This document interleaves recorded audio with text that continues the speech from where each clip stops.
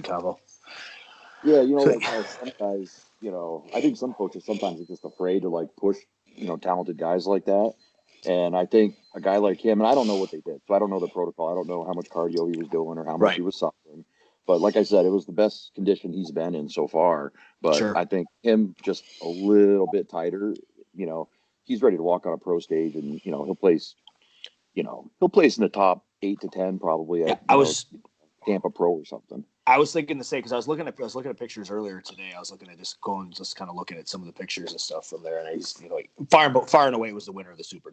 That's not even close. Yeah, but like you said, if he's just a little bit tighter, he's already at pro level. He just needed to be that extra 2-3% tighter than what he was. He could walk in and he's a guy that can get the top 6, top 7 at a pro show right off the bat just because of sheer size alone. He's huge.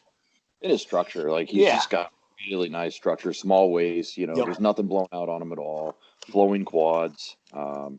He's actually a pretty good poser. That's one thing I noticed. He was a lot better this time around posing than he was at North Americans. Because I got lucky and I kind of snuck into North Americans. I was lean enough and I guess I was tan enough that they let me walk backstage.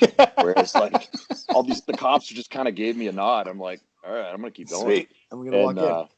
Yeah, and then finally they kicked me out when I was getting Nate ready to get in line and everything, and they saw me putting tan on, or oil on him or whatever. But I was able to kind of see right through the, they had this tent set up, and you could see through the blinds just enough, and you could see Bundy was big then, but his posing wasn't nearly as good as it was at nationals. So he did his homework. He did what he needed to do. Yeah. Well, you talk about because you talk about Nate Spear there. So how much more does this guy have to do before he gets a pro card? He's been like right there every time. It's like one spot away. I mean, just to recap, like from 2019, he got second place to Cade at the North Americans. Mm-hmm. He got third place at the Nationals. He got third place at North Americans this year, and he got third place at Nationals again. Here's the thing: Nate's been bodybuilding for 5.5 years. Yeah. So there's a chunk of time where like some of those guys that are in their late 30s, we've been training since we were 12, 15, 18 years old. Right. His training age is a lot younger, so I think he hasn't reached his max yet. He's got not even close. He's got plenty of room. I just think we just got to keep the same formula. We bring him in better every single time. I don't think we've ever missed mark with condition. No. I think it's just a matter of being in the right lineup, like anybody. Yeah. He used to be known as just a hard, grainy guy, and through what he's done with his body, now people call him a structure guy, which is kind of funny because now he's got a nice taper and everything. No one ever thought that, back in 2016 when we started. He was always just a hard, grainy, muscular guy. He come in shape. That was it. Yep, beat everybody in condition. Yeah, so our formula is always still to be the most in shape, in condition super. And then just keep working on his weak points, And right now, I think the biggest thing that we're trying to work on is his quad sweep and just a little bit more outer lats. Those are the two things. And I think, again, it's always about the lineup. You can't control anyone else's prep or who's, genetically a freak or anything like that. But, I think it's just a matter of time, So he's patient. This one hurt a little bit because the way they placed him in the prejudging, we thought it was heading one direction. We never counter chickens, but, if any show, we were really we think we got the second card. We knew Bundy had the first one. That's a done. But we thought we had that second place. But, it is what it is, Yeah. Now we got an opportunity, too, because now, he has another opportunity to go back and win a class and be an overall champion. So, sure. We look at the bright side of all this stuff, So, go ahead. Go ahead. The one thing I was going to say about Nate is, and it's good, but at the same time, like, you guys have never missed your mark as far as conditioning goes. So it's like, it's almost like he brings the same package every time, like everyone not that he hasn't made improvements, but it's like, we know that these dudes are going to be out of shape, but you can always count on Nate to be shredded. So it's like when he makes an improvement, it's not like, and I'm talking like, if his quads came up, that would blow his physique out. You know what I mean? That's what he needs. But his conditioning is always so close that it's never like he brings that much more of a wow factor. You know what I'm saying? Like if Bundy, it's like this. Bundy showed up. Yes, that was Bundy's best, and I'm not knocking Bundy. I think he looked great, but I don't think he was great overall. Great. That's just my opinion. Like he needs to be like glutes. His glutes were there. They were boxed out, but you didn't see cross striations like They were etched. And Nate always looks like that. So it's almost like everyone knows what Nate's going to bring. And until his quads come up and then they're as big as his arms, then it's like it's just totally different versus Bundy showed up at North Americans for the last 4 years and almost brought the same conditioning. You know what I'm saying? Like, was this time a little bit better? Yeah, but I've been to North Americans the last 4 years, and it's better than the last 3, but I still wasn't blown away at nationals. He was just bigger than everyone. Yeah, you know what I mean. But definitely bigger. But say he comes in like Nate's conditioning, people would just be like, they lights out. They'd be like, oh, he's the next to next Kai Green. He'd be 15 pounds lighter, but look 20 pounds heavier. Pretty much. With that kind of detail. And, oh, God, yeah. That would be crazy. He'd be just destroying people. Yeah. That was the first time I'd ever seen. That was the first time I'd ever seen them at an amateur show say, "Okay, we'll see you tonight." Yeah, same here. One guy. Like normally 2 or 3 guys goodbye, but and Bundy looked like did I swear? Did I do something wrong? I thought he was getting DQ'd. He had his grill in. He had his gold grill in. So I was just thinking like I knew he was good, but I was just like, wow, that was a first, We'll see you tonight. Go out here. You're good. Get him off stage. Because I don't think the difference was like. It wasn't like a mile difference. It was like, he's the winner. But I think they should have turned him around 2 or 3 more times and, just seeing how he compared to other and seeing how he stacked up going 2 or 3 rounds opposing. Now, we did see Steve posed the shit out of him. And honestly, I got to give it to him and Withers. Neither one of those guys looked like they were breathing hard. Like they looked like they could go another 3-4 rounds. Steve just kept on turning around. And eventually, he goes, hit a back double. He hit a back double, hit a rear double. And then Steve goes, hit your favorite poses, guys. And guys just started hitting poses like it was a pose down in a line, And he did that for 3 or 4 poses. And these guys didn't even look like they were, they were calm. Like, so I got to give it to both those guys. They were definitely well posed. Right. Well, I know Justin likes to have everybody pose like, 10, 15 minutes in between meals and stuff. And that's just a normal thing for him. Is the one thing he's always told me the same thing. He's like, get to the point where posing is easy. And it's not that big a deal because if you end up there for 20 fucking minutes, you're going to be the only one that's not fading and breathing heavy, and you can hit all your poses still, all the way to the end. So I know he probably had John posing a lot. It is absolutely a workout in itself. The isometric contractions, controlling your breathing, controlling your midsection. In a lot of ways, it's harder than a workout. And the other thing is, a lot of guys, like I'm sure we all, we get emotional when we're on stage. We start, especially if like we're doing well. So then we start posing harder. And so, a lot of things can change in terms of like how you practice. You might do 4 or 5 rounds after every workout. Right. Then the lights are on you, the adrenaline and all the like, I'm going to bring it. You could see sometimes people end up looking like they're not very practiced when you're like, man, I spent, 20 minutes after every single workout posing. So I think just, those guys obviously did their homework in terms of posing practice under conditions, all that good stuff. Yeah, I've had shows where I'm up there for 15, 20 minutes, and it's hard just to hold the damn front relaxed at that point. You're starting to cramp, You get that jello feeling in your arms and stuff. And it's like, shit, I can't fucking hold this any longer, And you can tell the people that pose the whole time. My problem is like when they turn you, like you go from, let's say you've done 3 rounds and then you go back into another side chest or something like that. I start to get a little wobbly. Like I'm like, oh shit, am I going to fall over? Starts doing your toes start doing this because your calf's cramping up on you. Yeah. That's when they need to call the opposite. Your not favorite side chest or not favorite side try. That's when they would see who's ready. Well, that's when the really good guys who have, they're very symmetrical. They just go, okay, I'm going to go the other way. Cool. Yeah. And then they're fresh. Yeah. That's a good question. Do any of you practice your shit side? I have started this year.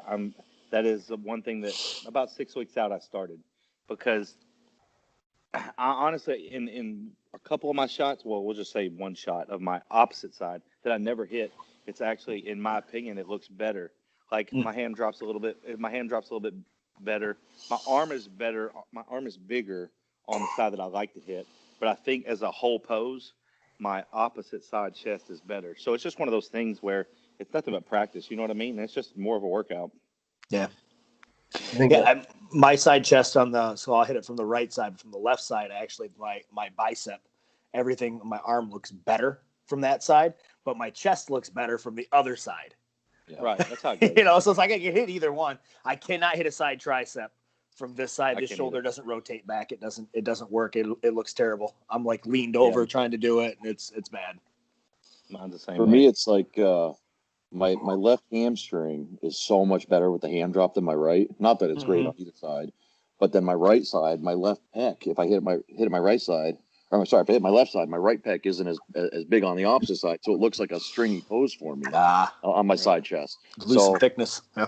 Yeah, so I just listen to Kenny on which side to pose with. Which one do you think is better? That's the side we're gonna hit. Well, how about this one too? You look at you're posing in the mirror and you're like, oh, I know my right side is better. I'm going with that side. And then someone's taking pictures of you and you see the pictures. You're like, why the hell do I look so flat and stringy there? And my other side actually looks better now. Like definitely a lot of mind magic and stuff going on. Too, I got like my quads, right? So my left quad, I can pull that up a little bit and really make that it separate and stuff, and I get a lot more separation from the front in my front shots. And my left one or my right one, not so much. My right one looks better when I put my weight on it and I stand on it, and vice versa. It's not the right one doesn't look good if I pull it up or if I move it out a little bit, and the left one doesn't look as good when I stand on it. So I always hit that way because they just, for whatever reason, the way structurally I'm built, I got to put a lot of weight on the right side, and I can do whatever I want, manipulate the left one wherever I want. It just looks that much better. Yeah. Posing 101.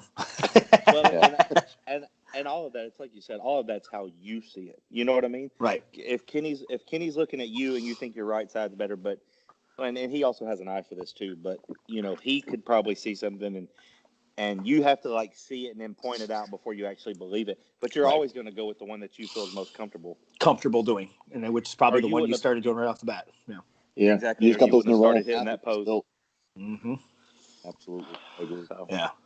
So, what were some of your other thoughts as far as some of the some of the other classes and stuff from nationals? Since we're on the topic of nationals, is anybody else that stuck out, like maybe in some of the other divisions to you? Well, I definitely say that the welterweight as a whole, which we don't normally ever talk about in shows, was really competitive. Like they kept on moving guys around. Didn't exactly know like who was going to win the class until the final turnaround. All the guys were in shape. Put it this way, 3 of the guys during their initial 45-second walked out and their first pose was a rear double bicep to show off how peeled their glutes were. Like, normally guys come out and they hit a front double. Right. I mean, 3 of the guys came out and they just went right to back shots. Right and just to started, like, showing their lower back graininess and showing their glute detail, which we thought was pretty cool. I was sitting with my buddy Justin Randall. You guys probably know him. And he was sitting there agreeing with me. He's like, dude, this is like the most competitive welterweight class we've ever seen. The third place guy, I feel bad for him because he was just as deserving, I think, as the top 2 guys, Yeah. There was the middleweight class was decent. I was a little blown away. I wrote a kid's name down. I just got to look it up real quick. So the winner was good. The second place guy looked like I think he won the classic overall. Okay. Dion Santiago. If you look him up, he won the classic overall, and then he got the second card in the middleweights. He was really good, but I didn't think he was hard enough or grainy enough. And I just didn't. I think he had a really nice classic physique, but in a bodybuilding class, he kind of stuck out as being a little stringy. Gotcha. And I felt this kid, Alex Mitch, got really overlooked. He might have been the hardest guy in the show. You can look his pictures up online. He's coached by Scooby, Jason Theobald. Yep. Yeah. They had him dialed in, and I knew he was going to be peeled from like 4 weeks out because he was like show ready at 4 weeks out. Yeah, I mean he was in shape. And then I was happy my bantamweight guy won his class. I heard that class was huge. That like there was like 10 to 12 bantamweights. There's 14 bantamweights. Wow. Normally there's 3 or 4 guys. There's 3 or 4. I was gonna say. you go into it like, okay, like I got a 1 in 4 or a 50% chance of walking away with a card here. But what's funny is my guy Jared, when he hired me like 2 years ago, he'd gotten third place in the Bantams at Nationals in 2018. He's like, we're gonna win the Nationals in 2020. He's like, that's what I want to do. Now keep in mind, he's 49 years old, so you know. Not once did he ever mention like, oh, I'll go do a Masters show, I'll go to Universe, or I'll go to Masters Nationals. He was just like, nah, I didn't bring it up to him because I knew he wouldn't even think about it. He and it was kind of funny without being cocky. He was just like, no, I'm going to win this class. Like my mind's set to it, and that's what's going to happen, and I'm going to prepare. So he did a qualifier week out, won the overall, or won the not the overall. Bantams never win an overall. Yeah. He actually pushed the guy. If that ever happens. He pushed the guy overall. He sent me pics, and I'm like, dude, it looks like he almost beat this guy. He's like, judges said it was close. But then moving on to heavyweight class, I think Jonathan Withers was the clear winner. I mean, it took a minute for them to put him in the middle, and I think the only reason is because his quads are so wacky that sit there thinking like, oh, from the back, his back looks a little weak. But if you take the quad sweep away from it, you're like, actually his back's just as big as everybody else. He's in the condition he needs to be in. His quads are so retarded. You see him like from the back when you can see detail in the quad sweep from the back. Yeah, you know your quads are big because they have nowhere to go, so it just rolls around. Absolutely. I thought it was close between Ross and Austin. Austin had like perfect color, perfect posing. He was in good shape. Turner was right in the mix there. I mean, he's probably the big. What's that? I was going to say, Turner, how'd you see it? Yeah, how'd you see it, Turner? Let's hear what you have to say. You're right there. You finish what you're saying, and then I'll go. Okay. So, I mean, like normally, I think I was impressed with Turner's size. That's never any, in a heavyweight class, you're always impressed with the size. His conditioning was right there. He just gets beat by guys that have a little bit of a prettier structure, So honestly, I think it's a testament to your hard work and everything, because you come in bigger, come in better, and just as grainy every single time. So you were right in that mix, man. What did you weigh this year, Turner? When I left the house, I was 216.6. Okay. When were those? When was that back shot taken? When the rear double, you're outside. Was that before prejudging, or was that the day before? In the entryway of the condo or house or whatever. That was the morning of. That was a nasty shot. I've looked at that 3 or 4 times now. That's a big 216. Yeah, dude, you look like you're like 230 up there, easy.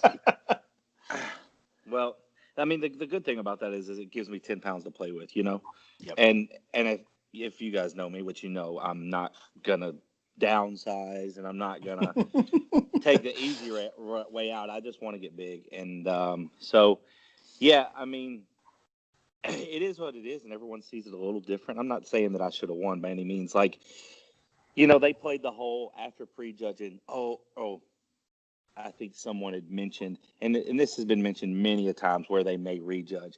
And so we all go back and we try to get a little better, a little harder, a little drier, whatever. The night we came back, of course, like I said, we all did our little things. And this was a thing that Justin had talked to Withers about, because when I came back, Justin mentioned it to me. And again, everyone in my camp had already heard it too. So I'm not saying it hadn't happened, because I think in 2017 or 2018, they rejudged the light heavyweights, and that totally changed. Well, last year at the Nationals, they rejudged the supers. Yeah. Okay. So well, there you go. That was my most intense moment in bodybuilding. Like, everyone in the place was standing and screaming because the second place card between Ben and Nate. Yeah. Yep. And I was there, and I was yelling my head off too. Crazy. I remember that. That was good energy. But that's awesome. Like when you're at a national level show and everyone's up, and like I had chills on and I honestly went hoarse after that because I was yelling so loud. You know what I mean? And honestly, you talk about all the classes before. I was in my zone. You know what I mean? I was only there to do one thing, and that was to compete. So I don't know anything other than the supers. But as far as mine goes, Withers was good. And honestly, like leading up to this show, like I kind of go into my zone. I don't really pay attention to whoever's coming in. I did know like 10, 12 weeks out, I saw he was posting, or maybe I didn't even follow him. Justin posted he was super soft. He had stupid quads, but he was super soft. So, I don't like rule him out because he had stupid quads, and you could see that deep in his off season. But he wasn't one that I was like worried about, which is how it normally goes. The ones that you're worried about, you normally dust them. They're usually a call out behind you. But I knew Ross would be in there because I think he was 4th or 3rd last year. He was right there, yeah. Yeah, I think he was 3rd. Yeah, he was 3rd. I was 6th. You had Dominic and then another guy between us. But this year Ross was good. I mean, when we were backstage pumping up, I saw him hitting his rear double and everything was tight. I mean, his glutes, hamstrings, low back, everything was crazy. Austin's shape is just what gets him where he is, in my opinion. He had perfect color, and he's a great looking dude. I'm not saying I think he's good looking. I just think that he's got a good package. I think he's got a bad gyno issue that maybe that held him back. I don't know, but he was a little on the softer side, in my opinion. But I do think his overall shape is what got him where he was. And I agree. All those guys have better shape than me. That's just I ain't going to call it a downfall, but that's just not my strong point, So as far as it goes for me, I'm just going to go back and just try to make my chest, shoulders, and arms bigger. Like I thought in the rear double bicep, I held my own really well.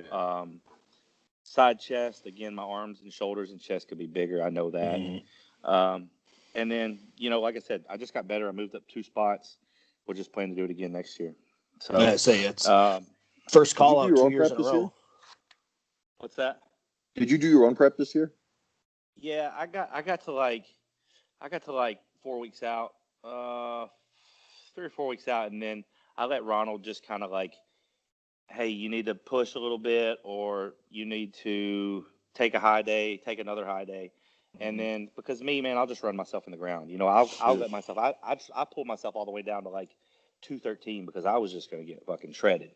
Yeah. And then, so he was like, no, we need to back off. We back off. So I backed off, started eating. And then the last, I don't know, we'll say like the last 10 days, it was pretty much just eat. And then as we got to Orlando, I was just like, I had all my friends there. We all stayed in a big hotel, and I didn't want to sit here and go meal by meal and then judge the way they looked at me and me see their reaction and then go try to make a meal. So I just said, Ronald, I don't want to do this. Not that I didn't think I could. I just think it would just make the experience of all my friends being there, it would just make it harder just because I would be stressed out. You know what I mean? I wouldn't show it to those guys, but I would have to go sit in my room and just be like, is this the right call? And so I just said, and if I trust anyone, I trust Ronald. I mean, he knows the person I am. He knows that I'm an extremist. I'll go this route. I'll do this. And so if I trust anyone, it would be him. He's known me the longest. He's seen me the longest. And so, yeah. And again, like, I have no regrets as far as any of this goes. I just go back. I'm going to go back till I fucking win. I don't care what anyone says. You're going to keep doing it. You got 10 more pounds to play with, right? Yeah. Hey, and the way I look at it is like, I just keep learning. Every year I learn a little bit more. And so I just add it to my arsenal for my clients and my coaching and even me. Well, like I said, there's 2 first call outs in a row, 2 years in a row at the NPC Nationals. I mean, puts you that puts you in a really good spot moving forward. You're almost, by showing up, if even where you're at, you're going to get a first call out now. So now it's just a matter of just waiting and biding your time and getting to the place where you've got that, you're in the right lineup and you're there and you're as big as you need to be and you'll be there. And honestly, like, when I do win, and I speak like that because I know it will happen. It's just a matter of time. Yep. I want it to all be like it was meant for tonight. He didn't need any more size. He didn't need to bring this up. Nothing was lagging. He was shredded. I want it to be like, I feel good, and I feel good about exactly. I don't want to have to take a whole year off just to go into the pro stage. You know what I mean? Sure. No. So that's the way I see it. Yep. Well, no smoke, honestly, dude. Me and Justin were sitting there, and I'm like, dude, Turner's got to be like 224 and a half easy. So we figured you struggled to make weight, honestly. Like, you were big in that lineup. What'd you weigh last year? 216. You the same weight? Oh Okay. shit! Yeah, I've seen both shows, and you were noticeably bigger This year. and Yep. definitely harder this year. So absolutely, sure. it was definitely a success then. Mm-hmm. Yeah. And that's the thing, like when you can get up there and nobody's like, oh, the first thing everyone says is, and I don't mean this conversation, but after the show is gone and or coming up, and people are like, well, what do you weigh? What do you weigh? Like when you can go through the show and when you can have a success where top 5, 6, whatever, and nobody's like, what'd you weigh? What do you weigh? What do you weigh? Like that wasn't the immediate questions. It was like, dude, you look fucking great up there. You held your own. You were probably one of the biggest. I mean, I can live with that. You know what I mean? Nobody was like, you look like you're on the lower end of of the class, or So I can live with that. Mm-hmm. I know there's room to improve. I don't, that'll always be the name of the game. Well, I asked you how much you weigh because I remember you were right around that last year. We had talked about that last year too, and you were right around that weight. Yeah. And then this year you're noticeably bigger. I'm thinking the same thing Andrew's thinking. You're pushing 220, 222, somewhere in there. You're at the top of the workforce. Next year you're going to be a super. You're going to have to crunch down to get into the heavyweight. That's the plan. So I honestly think had we done a little bit different, like on my end before I had approached Ronald, we probably could have come in a little heavier. But really, like when you look that way at 5'6", 5'5.5", 5'7", depending on the day, whatever the shoot I'm wearing, like it doesn't matter. You know what I mean? Now when I am 226 and in the same conditioning, it'll be a noticeably different. It'll be matter. Yeah, it'll matter then. Oh, yeah. 226 on you is going to look like 240. It's just, Yeah, you look, like I said, you look 10, 15 pounds bigger than what your actual weight is. Yeah, so that's good. Todd, how you doing? I'm doing good, man. I'm doing good. The last time we had Turner on, you guys damn near had me falling asleep during the podcast because you were like talking for 3 hours. Dude, we talked for a long time. It was a long time. I think Shannon fell asleep because she was there. She was on air with us. She texted me the next day. She's like, I can't do this again. Like, yeah, I don't remember what we were talking about, but we were down the rabbit hole deep. There was a couple times I think I did fall asleep. I'm like, these fucking guys are still going. I'm like laying there like this, like half asleep because it was all audio. And I was like, well, they don't know if I'm sleeping or not. So as long as I don't snore, we're good. Yeah. Tommy's like that too sometimes. He'll sit out 30 minutes straight. You'll forget he's there if it wasn't for his picture. So let's shift gears a little bit. We got the O coming up. Let's talk about that a little bit. What we think going on there. Subject, what everyone's predictions are and who their favorite. Yeah. Let's do 212 first. Let's talk about the 212 class. What we think. I'll let you guys go first. I'll go last. Todd, what do you think? All right. So I would say in number 1, Derek, if he can bring his conditioning in this year. Mm-hmm. And that's not a knock on him. It's just that he's only done, I think, 4 shows, right? Maybe 5 shows ever. 6, I think. 6. Yeah, so he's still – I mean, I hate to say it because it sounds disrespectful because he got second at the Olympia twice. But to me, that's still a novice, And so that you can only get better. You can only get harder, more muscle maturity, and better at peaking, etc. Mm-hmm. So I'd put Derek at number 1 if he can bring his conditioning. Obviously, you got to take Kamal into consideration because Kamal probably has mastered coming in shredded. So it's 50 years old. It's 50. So it's like if we have a repeat of last year and Derek is spilled over or flat, then we're going to have Kamal win. And if Derek comes in 80% on point, then it'll be Derek, then Kamal. I think that obviously Shalon Clarita is something to be considered. If he was 169.5 last year, so he was, I think, put on at least 5 pounds in the off season, so he probably will be even bigger and better this year. John Jewett would be up there. Guy Cisternino is up there.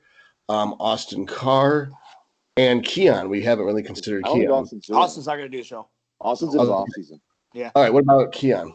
Is Keon doing it? Oh, he's backed out too. All right. Yep. I wasn't sure. I thought that I heard that Keon had backed out, but And I know that Austin put up an off-season pick, but his off-season pick looks so his fucking off-season pick looks like he's 6 weeks out. He Yeah, was just fucking with you. he's just always in shape. Ashkenani apparently is making the trip over and is going to be able to. So how's that working? Are they allowed to come over? Fucking here? know. Or do they have to be here 2 weeks early and quarantine and all that? I think they probably have to be here. I don't know. I think that when they I don't go know back, what the rules they quarantine. are. I don't think when they go back. When they get here. Well, We don't give a fuck for America. I know the when they IFBB go was back, doing they're like, something to help them. That's all I know. They were trying to do something to help the IFBB was trying to do something to help these guys come over, to get them over here, get them like temporary visas or whatever to get in. And then they're saying that basically they weren't staying, they weren't doing anything. They were just going to be here doing like a couple of locations, and then they'd be sending them back basically to where they came from. And then some of their countries like Canada and all, they got to quarantine for 2 weeks and that kind of stuff. So Ian, when he goes back, he can fly in. It's not a big deal. But when he goes back, he's got to quarantine for 2 weeks type of deal. Yeah. So he's from what I understand, he's doing it. Dave Henry's doing it again. I think Dave is in, and from what what I heard from Jose is that he's looking the best that Dave's looking a long time. Yeah. So I mean, those guys right there. He's always in shape. It doesn't matter. It's just how big is he going to look and what are his legs going to look like? How much size can he get out of those legs? His upper body's going to look nasty. It's his legs just getting a little bit of that older guy syndrome. Well, he never had all that sweep to begin with. He never had a lot of quad sweep, Yeah. One thing I want to say about Derek, though, I think for him the problem is that to make weight he has to cut so hard, and they haven't figured out how to rehydrate and refuel him properly. Because I know Meadows was telling me about some of the stuff he has to go through when he was competing in the 212, and how hard he thought it was his worst looks because he actually had a weight cap he had to make, and he thought it was probably very similar for Derek. They just haven't figured out how to, because a lot of people say, oh, he's not in shape, he's not hard enough, but he's in shape. Yeah, I think it's a matter of him. He's in shape. He just doesn't have like the dense, the grainy muscle yet, the muscle maturity. But I think he's in shape. But then the problem is when they're carving him up, they either overcarb because he looks super flat at that point. He spills, and then on stage he just looks like he's out of shape. If he comes in like he did for the night show, if he can get that look, he wins the whole thing, and it's not close. He was far ahead of everybody at night. When I saw him come back out at night, I said, "Oh, there you go," and I was like, "Okay, he's gonna jump a spot or two here, and he might just win this thing and pull this out after all, because the look that he had at night." And he'll tell you the same thing. If he brings that night look, it's lights out, because it's not going to matter at that point. That night look was the way he should look all the time. I don't know if it was just the weight cut or if it was some stress and that kind of stuff also that he said he was having some issues there that he doesn't really want to talk about. But yeah, you're right. That's a huge weight cut for him, and it's probably could be even bigger this year because he's heavier. I just saw him early October, and I was like, he got off the plane. I picked him up in the airport, and I just looked at him and I went, "What the fuck do you weigh?" Because you look like you exploded. Yeah. He's even bigger yet. So, when I see him, I've seen some impressive people. I've seen Dallas. I've never seen Jay Cutler at his biggest in person, but for a white dude, Derek Lunsford has got it. I mean, can things be better? Yes. But when you even see him, I saw him. I didn't see him as soon as, you've seen him sooner than I have. But at 235, dude, you're like, how are you going to make fucking 212? The way you look now. 260. You know what I mean? He looks 260 when he's 235. He was, and it's like it's not a blown out. It's not a this looks overworked. He just looks fresh, and you're just like, man, dude, I don't know what you're doing, but you're doing it. Just keep doing it. He was 240 when he got off the plane. Yeah, and how long ago? Like I said, early October. That's quite, because he's probably in good shape then too. So I mean, I got there's training video. Me and him together that Sunday night and stuff before he went back in the morning, and hamstrings are fully in, glutes are in, back is just gnarly looking already, and it's why not just compete in open then? Listen, he wants to win a 212 title. He wants to win a 212 title. That's what he wants to do.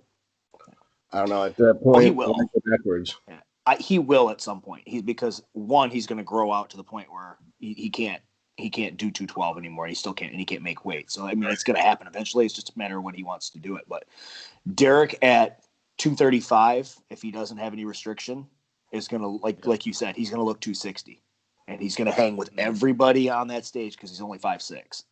I'll say the same thing about Flex Lewis. I don't know if any of you guys have seen like 3 week out check-in pics of Flex. He's 230. Yeah, when he's 230, 228, like he's already on the money. Like you're just like, dude, you should be doing both classes. Just for He looks better. He looks better. He looks better at like, put the 225 away and now 230. just go to open, man. You've proven yourself in the 212, which obviously what he was going to do this year. I wish he was doing it this year. Yeah, that would have been something to see. So what do you, Andrew? What do you have for? I think Kamal's going to take top it again. 5. Okay. I think Kamal's going to take it. I think Derek's going to get second. I think Clarita's third again. And one thing I want to say about Clarita, if you take Clarita's dimensions and you put them on someone that's like 5'11", 6 foot, that's Ronnie Coleman. Right? I mean, that's Ronnie Coleman all over again. You know, Right. The only thing working against him is the 212. height.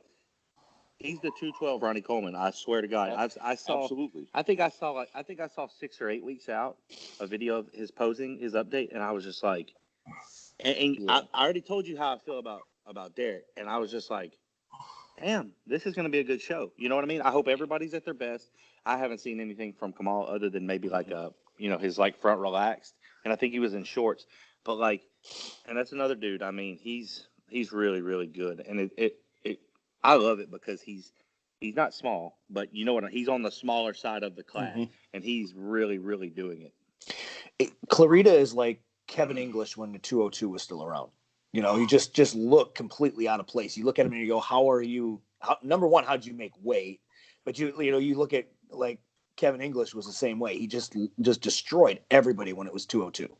Yeah, you just had that wow. It's like wow, you just look just retarded standing next to everybody. It's just crazy that Sean is still as light as he is. Like you think, like, when you see pictures, you're like, that's like a 220-pound man right there. You know, It's like, not. oh, he's under 180. He's 170. 170. It's like unbelievable. Yeah. Yeah, I mean, those are I think the same top three as last year. I think because Kamal doesn't wow you with his off-season pictures or his stuff leading up to the show, but then he just comes in hard. He just shows up on stage. You know, he's dry as a bone. He's got a good enough structure. He's muscular enough, and he just kind of sneaks up on you, and you're like, yeah, okay, that guy's winning. You know, nothing overly impressive, nothing that says, oh wow, this guy's the one to watch. But then he does it every year. Beyond that, I don't really know. I think it's kind of up. I don't even know how many other guys are doing it really. I'm trying to think. What other 212s are in that are doing it this year? Jewett, Guy, Oslin, Dave Henry, Ashkenani. Ashkenani will be in that. He'll be fighting top 5 mix. 3-4. Yeah. He'll be tight. He'll be 3-4. Problem with Ashkenani, I feel like, is he just doesn't know how to flex his quads. Oh, like they're massive. What about George? Forgot about George Peterson. Oh, yeah. That just changed everything right there. George moves up. George is fighting for the second, third spot, in my opinion. Yeah.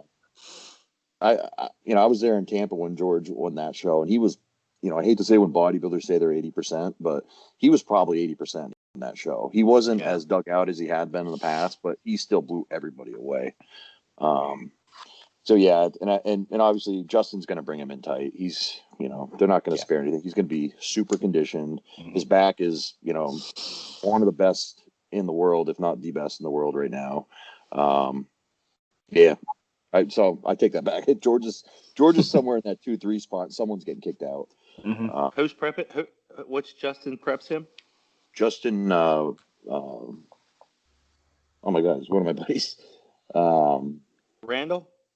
No, Miller, right? Justin Miller, yeah. Justin Miller. Yeah. I was thinking of everyone's Instagram names. Same one Austin Carr works with. Yeah. Same guy. Yeah. Gotcha. And he's got JB Swolstein, John Brown, I think his name. He's the guy that won he won a classic show this year.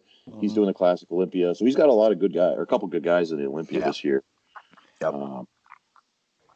But yeah, that's my take on the 212. What do you think, Turner? 212. Man, again, I don't keep up with it as much as I should. Sure. But I would say I want Derek to be on, and I think Derek will just smoke everyone. And then, I mean, Kamal, I don't think they would drop Kamal to fourth. You know what I mean? Even if he was off, because he's the reigning. You know what I mean? Like, if Brandon loses this year, I don't see Brandon getting fifth. You know what I mean? Yeah, you don't see him dropping below 2-3. I'm gonna pull for Derek. Then we'll go Kamal, and then I haven't seen enough good pictures of George, the classic guy we were just talking, George. But I know he's great.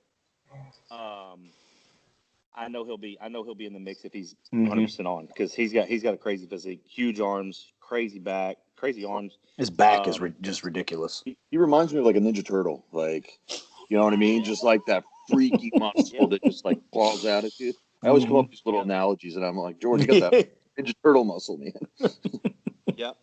I think that I would never count David Henry out. I mean, all he's got to do is bring his normal and have his legs a little bit better, maybe a little fuller. I don't know, but he's one that's always managed to like be conditioned and be peaked. You know what I mean? Plus, he's an OG in the game. It's like he knows all these tricks. He's not sitting back looking at Derek eating 9 rice cakes and like, oh, should I eat a little bit more food? You know what I mean? He's like, all right, dude, do what you're gonna do. I know what I look like. So we'll say, and then again, I think I'm gonna say 3, 4, and 5 will be up in the air, but I'm putting Derek winning, Kamal second, and then you got we just talked about him, Sean, George, and I'm not gonna I wouldn't put Jewett. I like Jewett, but I don't know. He's got a good shape. I wouldn't put Jewett. If I'd say Jewett be fifth. That's my goal. He's another guy I think just kind of sneaks up on you a little bit. Last year he did. I mean, he snuck right in there last year. That's what I mean. You know, no one's talking about him before the show, and then you just kind of, you see him move him around, and you're like, you know what? He compares really well to those other guys. Especially when it comes to his shape and his structure, shape. It's that taper is just crazy to look at. He wins in those quarter turns. He really does, just to stand in there, because he's going to win that round every time, or he's going to be top 2 in that round. I'm going to say Derek's going to win it this year, just because I know how hungry he is to win it, and I think this is probably his last year doing the 212. I'm just going to go on record. I think he's done after this year. I think he's going to go up to the open class, mostly because he's not going to have a choice.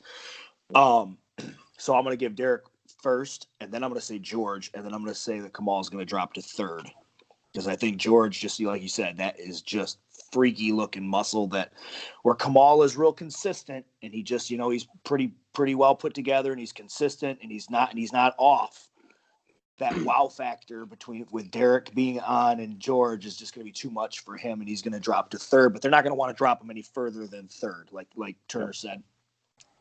Then I'm going to say it's probably going to be Clarita in fourth, unfortunately, just because, I mean, when you look at him, he's kind of apple and oranges, and he's the orange and everybody else is the apple. But, I mean, he's going to be right in the mix. He's going to be in shape. He's going to be freaky looking, just from a stature standpoint, standing there with those other guys. Those guys are all big 212 competitors. And then I'm going to say Dave Henry's going to sneak in at fifth. And then probably Jewett at sixth. I think that's going to be. If I trust what Jose says, and if Jose said this is the best he's looked in years, then the best version of Dave Henry. You got to remember, this is a guy that plays top 10 of the Olympia in the open class at one point. Yeah. I mean, this is the giant killer there, right? I mean, this guy can still, the real one. He's still that's the real giant killer. He can still bring it. So he won the 202 one year, didn't he? He's won the whole thing. When it was a 202, he won. Yeah. He beat Flex, I believe. Right, if that's top 5, and again, like you didn't even mention Ashkenani, and we know how good he is. Mm-hmm. Like if that's the top 5, that I will say that's probably the best 212 we've probably ever seen. Like the lineup, I think that's a good lineup. Yeah, because then you're looking at Ashkenani, Guy. I mean, those guys are all going to be in 6, 7, 8 spots. That's a pretty damn good lineup of 212s. Yeah, well, all of them are show winners. All of them won shows. Yeah, good shows. Yeah, they all won good pro shows. You've got guys that have won Arnold's, Olympias in there. I mean, that's a good 212 lineup right there. So That's where I think it's going to happen. If you guys are interested, you guys all know Sid Ray. Oh, I know Turner probably does. No. He's a competitor. Works with Boo. He's like, I call him like the gossip queen of like the NPC IFBB. Right. Well, but anyway, He loves it. he loves it all, man. If you want to know dirt on somebody, and you just send him a message, and he's got the story somehow. He's got the story. Yeah, he'd be a good one to have on, actually. No, but Yeah. so on the bodybuilding by bodybuilders page on Facebook, Nate and his group, they started a betting thread. So you call the bet, like for instance, I've got Hunter Labrada in the Open beating Ian against. Do you guys know Julian from Canada? Mm-hmm. I can't remember his last name off the top of my head. I can't pronounce his last name. No, but so I got like $100 bet that Hunter's going to beat Ian, and other people got like bets on I don't know.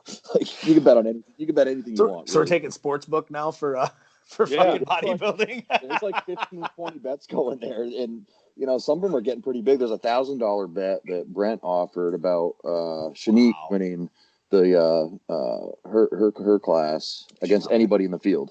She's not winning. I don't think she's winning this year. I think this is the year. Is Nate smart enough? I'm telling you, I think that this is the year that Natalia gets her. Is Nate smart enough to be getting a? What's that? Sorry. Can you hear me? Oh, I know what she looks like. She's photoshopped, even though she's not. She looks photoshopped. Right now, I know. She ain't losing. I don't know. The conditioning is never like it can go. You're gonna go shape. Yeah, she's gonna destroy everybody. But when it comes to conditioning, I don't know anybody can beat Natalia in conditioning. Take me up on a bet on that. We can do that. We can come up with something. We can do something on that one. I hope Nate's making some commission on this. Like, is he getting a percentage? He's got a bet. Who did he beat? He had a 41. Oh, he thinks that Breon's going to beat Chris in the classic. Oh, I mean, I think that's. I mean, it's possible. Not a crazy bet. No, that's not. That's not a out of left field one for sure. Well, it started this whole thing where Ian was like, "Dude, my guy beat Breon at his best at 60% last year." To which I'm like, "Wait a minute! Like that's a stupid thing to say because if you're saying he's 60%, then he's been 60% his whole career because it wasn't like he was that much better or worse than any of his other showings. Right, so, and if he was 60%, then we better expect like the Ronnie Coleman of classic physique coming out there. Well, if that's the case, he turned pro at North American at 40% then because he's better than he was then. Exactly. I thought that was a silly thing to say. Yeah. Let's talk about the Open now. Let's go on and let's talk about the Open because this is the one. Is Phil going to do it? Is he not going to do it? At this point, I'm pretty sure he's doing it because he hasn't said anything that he's not going to. So I saw an interview today and his cheeks were sunken in. Yeah. Like hard. And he's not going to show up if he doesn't think he can win for sure. It's not just going to be like, hey, I'm going to show up for money or something like that. He's too competitive that if he's going to be there, it's because he knows he's going to win the show. I think he's doing that. Yeah, I don't see any reason why. But so all right, let's go. Todd, you start. Go ahead with the Open. All right, I think it's going to be Phil is going to be number 1. I think Brandon Curry is going to be number 2.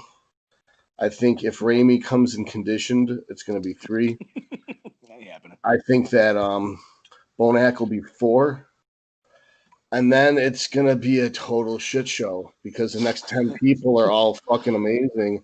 Yeah. But they're not, like there's Dexter, there's going to be Hunter, there's going to be Ian. You guys know who's in the show. But I think the first.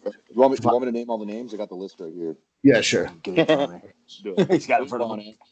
Yeah, I'd remember who everyone is in it because there'd be people we forget that are good. Sure. Right. Yeah. William, Raphael, Max, Hottie, Brandon, Nathan, Big Rami, Reagan, Phil, Hollingshead, Dexter, Hunter, Sung Cho Lee. He's the South Korean guy. Mm-hmm. I think he works with Milos. Yeah. Cedric's doing it again. Juan Morel, Lucas Oswaldil, Justin Millar, Antoine, Ian, Akeem, and Rolly. So we got people like Rolly that are getting squeezed out to top 8 to 12. That's how good this lineup is. And Rolly's gotten like 3rd before, if I'm not mistaken. Dexter's won it, and I don't see him making top 6. like maybe 5 or 6. I mean, this is one of the best lineups ever. And I think it's going to be Phil is number 1. I think Brandon's going to be number 2. I think Ramey's going to be 3 because I think Ramey, like Chad Nichols said, he was perfect till he pumped up, and then he spilled over pumping up. That his muscles just like, I don't know. Like if you ever saw the movie Oil doesn't pump. Well, it doesn't. You like, can't flex it and it doesn't pump. It folds over onto itself when you lose definition. Right. When you pump up your triceps, they look bigger, but they look mushy. Yeah, so I guess that's what happens. The problem is when he pumps up, he just looks mushier. So anyway, I think that him and Chad will nail it, and he'll be 3rd. And Bonac will be 4th. Dexter will be 5th. And I think after that, it's people like Hunter, Ian, James, Antoine. I mean, James you got Kuklo, I think is going to be. Kuklo's not doing it. James isn't doing it. James is going to go next year. Kuklo's was waiting for the Arnold. It's not going to happen. Yeah. Right. So, I mean, it's going to be a big clusterfuck because everybody, the whole line down is amazing. Even like people like Nathan, who you forget about, is amazing. Right. Andrew, what do you think? Oh, it's a tough one to call, isn't it? It's dude, because we don't know what Phil looks like in 3 weeks out. We don't, and like you said, he's only going to show up if he's going to win. Right. So if Phil enters. Oh, we forgot Hadi. We forgot Hadi. I would put Hadi in as 5th and Dexter as 6th. Yeah, I can't really disagree with your placings. Phil 1st, Brandon 2nd. I'm thinking Bonnet comes in 3rd again. Man, Hadi though, he's a wild card. If he comes in like he did last year, last year was an accident. They were trying to make 212 and they didn't know for sure, so they avoided it. This year he knows he's open, so he's coming in 225, 230 for sure, just to shred it. But here's the question though: did him trying to push for that 212 make it better? Bring crazy detail. Because he's never going to look small, even on an open stage. We've seen that. We've seen him. I don't think Hani Rambo doesn't make mistakes. He's going to bring him exactly where he needs to be. I think he brings him in looking exactly like he did last year, the year before, even a little bit bigger, a little bit better. Mm-hmm. So I'm going to take back. I'm going to put him at 3rd and William at 4th. Okay. Yep. 5th, I'm holding on for Dexter. I'm just such a fan of his, and he's so consistent. If his condition's like it always is, and as long as he hasn't got the old man leg thing going on, as long as his midsection is pulled in, I have him at 5th, and then I'm gonna go a couple wild cards there. I think Hunter Labrada is gonna pull some fast ones on people and go 6th. You forgot Rami. Oh shit. Yeah. Oh crap! You're right. All right, so then push everyone back. I have Rami at 4th. Well, okay. If they nail it, he could be as high as 2nd, and if they, if he comes in regular, he's going to be like 4th or 5th. So, yeah, man, it's so hard. I actually like talking about the guys that aren't in the top 5. That I think the guys that are going to pick off, like the dark horses. Like I think Hunter Labrada is going to be a dark horse this year. It's almost like destiny. He's won every show he's done. And we had dinner with him after his win at Tampa, and I asked him, I'm like, hey man, this is like the first show you're gonna be doing where you're not the name, you're not the guy doing the show, I mean, how do you feel about that, and how are you gonna prepare? And he's like not doing anything different. He's like, I'm going to win the Olympia this year, and you could tell he believes it. So so I think he's going to shock a lot of people and do better than a lot of people do in their initial. And then after that, I think you're going to see Ian, Rolly, Akeem, always actually comes in pretty. I don't love his physique, but Lucas, I think he'll be top 10. He's always like a 9 or 10 guy. He's just peeled all the time. Yeah, he's peeled. I really like Raphael's look. I thought he probably should have won that show over in Spain, I think it was. Mm-hmm. He just looked a little small, smaller than I thought he would look. His taper and conditioning were great. Yeah. And then after that, man, probably Nathan, if Nathan's in shape. We haven't really seen anything. I don't know if anyone's seen pictures of him lately. Nothing. Guys I don't think are going to look great. Cedric, Juan Morel. I mean, didn't Juan lose all his muscle and then he's trying to gain it back? I I thought I mean, I had thought for sure that after last year he was going to be done. Right. I mean, he looks noticeably smaller, right? Like you guys Yeah. are seeing that in the pictures, right? So then, and I think Cedric's going to be out of shape like normal. Antoine's probably going to sneak in there around 11 or 12. Yeah, but I agree. If Phil shows up at the Olympia, he's there to win the show, and I think he will win the show. Yeah. What do you think, Turner? Again, man, I wouldn't say I'm such a Phil fan, but I mean, you win 7 back to back to back. You know the rest. You know the recipe, and arguably could have won 8. Phil comes in at Phil's 100%. I don't see anyone close. Brandon will get second because of like same situation with Kamal, in my opinion. And then I think third and fourth will be between Hadi and Rami, which is so cool to me because you got Rami or Hadi, who's my height, and then you got Rami, who's whatever height he is. I don't know, but he's just big. I think he's only 5'11". He just looks really tall. He's like, I would say he's probably 4 or 5 inches taller than me. I've stood next to him before. He's 5'10" ish. But it's like you said, when he's on stage, he just looks like a giant. Yes. Yeah. You know, I think that'll be a toss up between those two guys. I'm not going to go into the 9, 10th, and 11th just because I don't even follow most of those guys. It's not that I don't follow them. I don't know. I just think all those could just go any way. You know what I mean? It could be if this guy's on, whatever. But I'm calling Phil to win it. I messaged a buddy of mine that works out at Armbrust last night, and I was like, just tell me what Phil looks like. And he's like, I honestly don't know. He's like, I seen him. He's covered up. And he's dug out. He said he trains at midnight with his wife. And he says, I think he does his cardio at home. He said, but I talked to his massage therapist, which is his massage therapist. He was like, they say he's insane, which of course that's what they're going to say, you know. But, and I just love the fact that, like, again, Brandon's still building a name and a legacy and a brand. And so he's posting. And then again, like they got a gym here in Murfreesboro or in Nashville, we'll say. And they got here Sunday. And they're doing photo shoots and all that. They're actually shooting a Netflix series for Phil right now, and I guess he's got a part in it.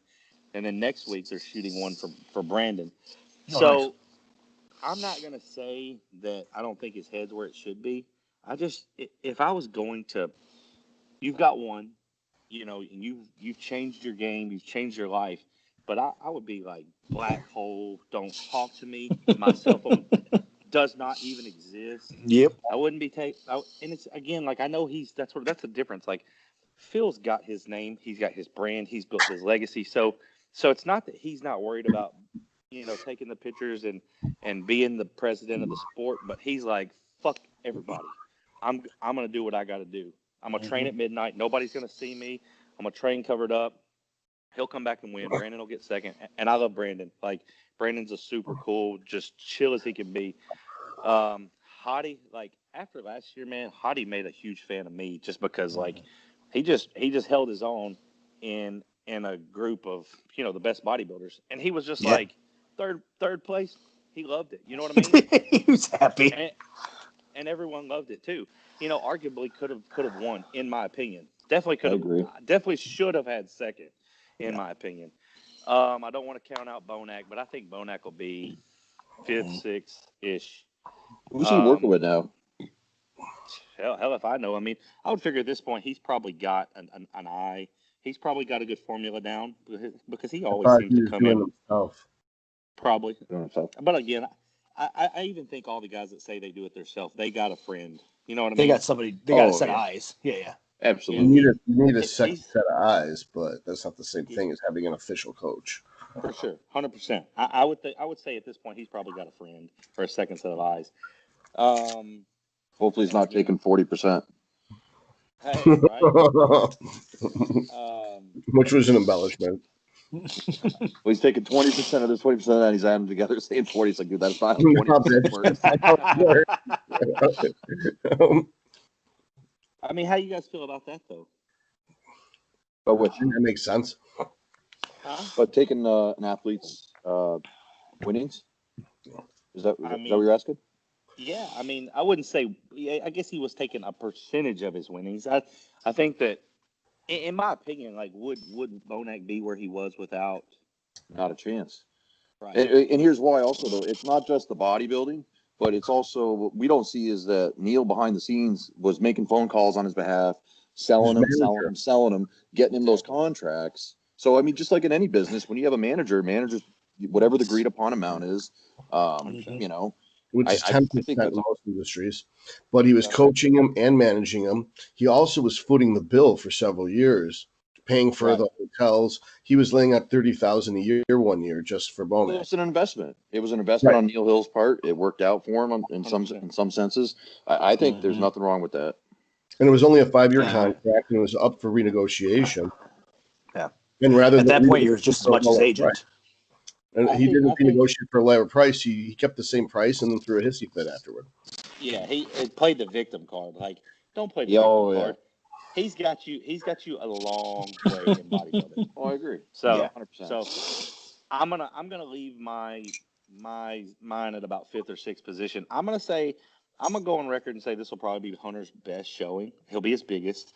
I would like to see him be hard and dry.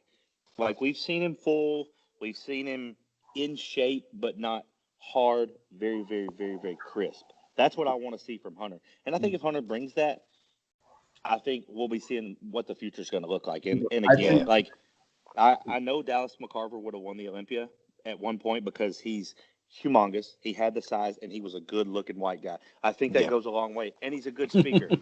Yeah. Now you look at a Hunter Labrada, who's a good-looking Oh. white guy. Yeah. He's big. He's got everything he needs. Legacy. You know, He's Like Lee's his son. there. Yep. already there. So again, I think we'll get a good glimpse of the future. I think that- future. He's a really good dude. Like, Yeah, nothing goes in his head. show He's all the not time. granted. Like, He is has a the perfect really mindset. solid guy. He has the Like, perfect we're all- mindset for any kind of athletics in general, just to be a champion. He's got Yep. that killer instinct. I think We're that what the backstage most at important thing they Go can ahead. do is to increase his tanning for him and Ian, because they're so pale that the paint's not going to sit right. I mean, either use some Milano tan or something, but it looks orange, and that is such an easy fix. And it's like, if you're going to have a genetic disadvantage, that's the one to have, because Milano tan changes your genes. But take There's no advantage of fucking the tanning. tools that you're advantage, because like you take someone like Sergio, he's got this perfect skin color. Take someone like Phil, who's got a perfect skin color. If you're white as the driven snow, then no matter how much paint you put on, It's still gonna look That like applies your conditioning too. Eventually, when you put too many coats on, you start to get Yeah. your separation. it's in the You just crack. have to detail. Yeah. you've now put on, in essence, a couple of layers of extra skin. That's I what try to you've done. I try to get so goddamn dark before I go in. No one will hug me before I get painted because they think I've got paint on me. Then I get one coat, and that's enough. Yeah. Did Well, you guys we see all the know picture of Scott Stevenson. He posted a picture the other day of like his before and after tan. I'm like, wait, which one's? He doesn't look any different. But the best part is like when black people get upset because you're so dark, and they're like, "Wait a minute, you're too dark." I'm like, "You're jealous because I'm blacker than you." And they actually get mad. It's like, I'm blacker than you. How does that feel? All right. Open class. I'm gonna go with Phil too, because like I said, if he shows up, he's winning. If he doesn't show up, then everybody slides up a spot. Phil in first, Brandon second. I just don't think that even Brandon at his best is going to be able to beat like a 95% Phil. A 90% Phil beats most anybody at any point in time. And 95% Phil is untouchable. And he wasn't quite 95% when Sean beat him. He had a couple things in there that weren't quite right with the double hernia surgery. You could just tell that it had been a rough year for him training wise, and he just didn't have that normal pop. And it might have been from the surgery and not being able to train the way he needed to train and stuff. But if he's had a year, like you said, Turner, he's just like, fuck it, I know what I need to do. But he's mad. You got an angry Phil that's training at midnight right now, pulling a Dorian Yates, and nobody's seen him. I love it. That's not a recipe for success for anybody else. I I don't think the care. midnight training shows a lot of maturity too. I think, like all of us, I think as we get older, we try to shy away from when the gym's busy. We're like, Yep. I don't want to see anybody, even if you're my best friend. Like, I just want to go in and train and out of train my with way. my training partner. I don't even want to talk to my training partner, really. No. It's like, put your fucking phone away. Let's just train, So I think let's get it done. going in at midnight. Are they open then, or do they close the gym down and then just open it up for him? Probably close it down. He probably got a key. I'm sure 4, 5, 6 weeks out, they just say, listen, guys, this is why this is arm burst, and this is what we're going to do. He made this gym what it is. Everybody out of the way. Everybody out. Yeah. So I got him first. I got Brandon second. I'm going to go with Hottie in third. And then I'm going to go with Dexter in fourth. And then Bonac. I thought Dexter should have beat Bonac at the Arnold. I didn't think Bonac was. I think he's gotten worse the last couple of years. I think he's gotten worse progressively. Legs are down a little bit from where they were. He's got a weird structure anyway because he just looks like he's squished all the time. So I just think that it makes him look blockier if his legs aren't just massive and they've come down. So I'm gonna go with Bonac in fifth, and then I'm gonna say that even Hunter might push him for that fifth spot. Nice. I don't see it happening. I say maybe the sixth would probably be the highest they'd give him, but don't be surprised if he ends up in fifth. I wouldn't be surprised to see him in the first call out. A 6-man first call out, and just to give him that first call out, just to give him a look with those guys. Yeah. That I can see. Rolly's fading, and Rami's not going to come in shape. It's just not going to happen. I'm sorry. So I think, like I said, you can't flex oil. So the damage is done there. I've never seen him in shape except for the one time that he competed with Aceto and he took second. And that's because Aceto starved him to death to get him in shape, to get through all that stuff. So I see Rami's probably going to be seventh. And then Rolly slip into eighth, maybe even ninth, because I could see like Ian or somebody sneaking into that eighth spot. I think Ian will be top 10. I think structurally he's going to carry him in there. I think he'll be in the top 10. And then a guy like maybe Justin Rodriguez sliding in there as well, maybe in the 10th spot someplace. That's my top 10. Rolly hasn't looked good for a couple of years. It's been a slow decline. You know what I love about that is every year they try to wow us with the picture in the mirror. The mirror, the anabolic mirror. Even last year I was kind of like desensitized to it, but this year when they hit us like, I don't know, 6, 7, 2, 3 days ago, I was like, nah, just keep scrolling. I ain't even looking. Yeah, and I've seen that picture before. Same here. I've seen that picture. Go. I had friends that were like, dude, you see Rami or Rolly? And I was like, I scrolled by it, but I didn't even stop. You know what I mean? Like, I've seen fool me this. once, I shame know on you. Fool me twice, shame on me. Right? There was a time when he looked really good, and you could see some improvement. But since that Olympia, he's gotten worse every show. And I'm not going to say that I'm not a fan, because I would love to see him. I've been wanting to see him nail it for the last 6 years. You know what I mean? Yep. But I'm the same way with Cedric. Like all my friends are like, Cedric's got the perfect physique, and I'm like, yeah, okay. But if he can't do nothing with it, then he does. Yeah. He's got the perfect structure.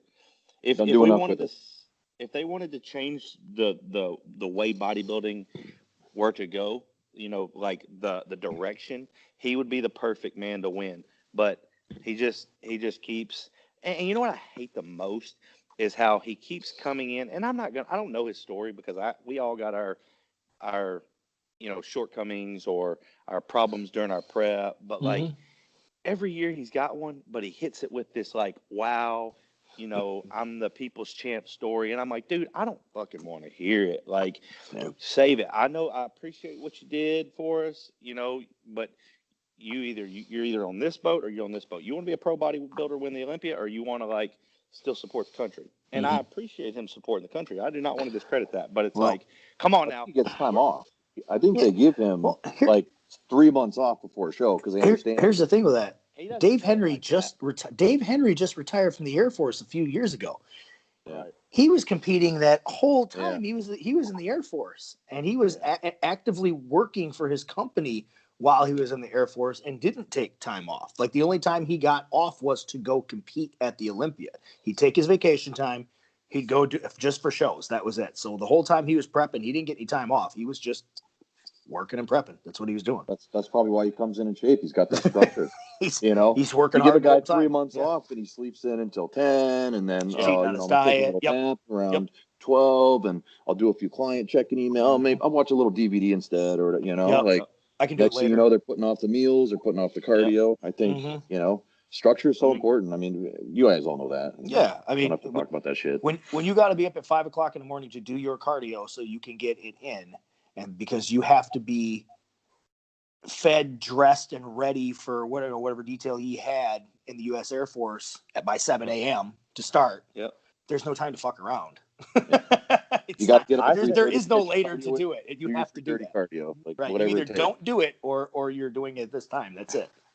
I say this all the time to, I have clients or I have friends that talk about, either a Nick Walker, not that they just talk about just Nick Walker. We'll just use him for example, or up and comers who want to live the lifestyle, get paid to bodybuild or get paid to be a full-time coach. And I'm like, honestly, I was better off, not financially, but when I had a job that I had to be at 8 o'clock and then leave by 4 and then go straight to the gym, I was better off in my bodybuilding. Not that I was a better bodybuilder. Things just clicked better than when I could pick my own time to wake up. I could do a couple check-ins, eat a meal. I could go train, or I could eat another meal, and I'll feel better after another meal. And then, or I could go lay on the couch for 30 minutes and catch a cat nap because I'm tired. And then it just changes everything. It changes everything. I had rather go be it, and I'm not saying I'm against going and getting another desk job, but like I wish I had more structure in my life where it was like you're at the desk at 8 o'clock doing check-ins from 8 to 12. You go train from 12 to 2, and then you're back. Like no change in that, no deviation. Yeah, I have that structure, and when we get the COVID lockdown and everything there for 9 weeks, I didn't have that structure, and that was awful. It was awful. I'm dieting, and I was just like, okay, I had to figure. I had to put structure in because after like the first week, I was like, I can't do this. I can't do this. So I had to set the alarm to get up to do my cardio, and then I set my alarm for all my meals just so I still stayed on schedule, because otherwise I wouldn't be able to do it. Because my schedule is just that. It's get up at 5. Do cardio, eat, go to work till 4, eat while I'm at work, come home, eat. Now I've got like an hour and a half, 2-hour window there before I'm going to go to the gym, because I'll either get a few things done around the house or take a fucking nap. It's one of the two, depending on, and as you get further into prep and you need the nap, you take the fucking nap, right? Yeah. And then you go to the gym, train, come home, eat those that last, post-workout, that last meal, and then it's bedtime. That's it. That's your day. You need to get shit done, off day. That's it. Exactly. It's even like now I probably go to the grocery store 3 times a week. When I worked a desk job, I went to the grocery store on Sunday and I bought enough until Sunday. You know what I mean? And now it's like, they didn't have any good steak. I'll come back, in 2 come back because I can tomorrow. I got time. Exactly. And I really think that's the downfall of a lot of bodybuilders. I've got my shit where I order it online and they bring it and now they deliver it to me twice a week. Instacart. Instacart. We do that all the time too. Yeah. But they fuck the orders up all the time. They have screwed up a couple of times where I've had to go out and get stuff because they've screwed up. Like I tell them I want 94 beef, right? Or 91.9 beef, and they bring me like 85.50, and like I can't. That's not an option right now. I took one time during my prep this year, and I was like, fuck that. Like, it's just better to take care of it myself. Yeah. But I actually go to the grocery store just because it's fun to watch people run when you don't have a basket. Yeah. Actually, there's this woman in an aisle, and she had her cart with her 2 items with a mask on, and I started coming down the aisle, and she saw me, and she froze like a squirrel, and then she looked around and realized she was trapped, so she's backing up as fast as she can with her cart. I was like, I'm going to get you. I'm going to be within 6 feet of you. Where do you live? I live in West Bloomfield, Michigan. Detroit. Out there right now. Yeah. It's like hoity-toity suburb of Detroit. Like people think all of Detroit is like the 9th circle of hell. And that's true until you cross the 8 Mile. Once you're north of 8 Mile or you're west of Telegraph into like Livonia, it's just like the clouds part. And I everywhere. and there's police lined up with M4s at the border, ready to shoot anyone trying to cross like it's Berlin. And The cesspool ends. 89. It's like that. Detroit's like an abscess, and they just keep it walled off from the other suburbs. So there's Detroit, and then there's everything around it. Gotcha. Well, because Detroit Metro, I think, is what, 6 million people, but Detroit's only 600,000. Oh no! I Nobody lives in fucking Detroit anymore. No, it's Wow. 629,000. I just looked it up the other day because I wanted to see 629,000 in Detroit. Then there's like another 100,000 in Highland Park. Which Highland Park is so disgusting that Detroit won't even count it as part of its own, even though it engulfs it. It's like a little area inside of Detroit, and Detroit doesn't want anything to do with it because they don't have no police force in Highland Park. They have no lights, no nothing. It's like shit. And that's where the original Powerhouse Gym is. It's like if the asshole had a fistula, the fistula would be Highland Park. So I'm like in the produce section, and this woman's like backing up, and she like whips her cart around the corner. And it's just like, what does this woman imagine? Like, can she see auras? And I'm just emitting COVID-19 out of me? Like what is going to happen? Like, I'm just going to start licking her face like her dog does? Like, I don't know. It's like, you let your dog lick your face because you have a little dog. And that dog licks its own asshole. Like, how much dirtier do you think I am 6 feet away from you? Well plus, if she's wearing a mask, isn't she safe? Right, because masks work, remember? Because they work. They work. The part is none of these people use condoms, but they all want you to double bag it when you walk in. And she's grabbing the cart that's been touched by everybody, and grabbing all the food that's been touched and coughed on by everyone. Right. And then she stands behind. I love the look of fear. The abject fear. This stuff. I just love it. I want to see their hearts just stop. And there's that's how COVID kills you, is from fear. Yeah. Well, when Derek came up here, because he had a seminar in Grand Rapids. I'm on the other side of the state in West Michigan, and when he came up here to do that seminar, he gets off the plane and everything. He's like, "Well, we got to go to the grocery store. I got to go to the grocery store and get shit for the next 4 days that I'm here." I'm like, all right, so driving to the grocery store and shit. And he's like, "Do you have to wear a mask?" I'm like, "Don't put that fucking mask on. I don't wear a mask anywhere I go." And he's like, "Are you sure?" I said, "Dude, do you think anybody's going to tell you to put a fucking mask on? And if the two of us are walking in the door, do you think anybody in the right mind is going to tell either one of us to put a mask on?" Yeah. So we walk in, everybody's masked up, and they're just, all we get is just like fucking stares as we're walking through. No masks, don't do shit. We're talking and waving at people and saying hi. And the funny thing is that the three or four people that were right in front of us, the guy at the front said, "You guys got to put your masks on." To them, we walked by and smiled and waved, never said a fucking word. Exactly. Oh man, where's Derek from? Derek's down in Tampa. Yeah. Oh, dude, it's fucking hysterical. Yeah, like they even gave up in New York. Like, you can walk around New York with no mask on. No one gives a shit anymore. People are more concerned, but they, what do you call it? They, like, the people at the stores aren't as much of a dick. And one time I was getting gas and I had to go in because the pump was turned off. So I went like this when she said put a mask on. And I was just like, "Here you go. Here's my mask." It's the same thing. And then she's like, "That's not a proper mask." I'm like, "It's a face diaper. It's there to trap." The goddamn masks they run on there, not used to prevent against viruses. If you look at the boxes that they come in, it's like...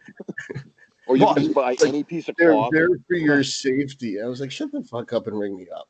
And then she's like, "I'm not going to ring you up." I'm like, "Then you can call the police for me stealing this because I'm taking it and leaving money on the counter for you, whether you like it or not."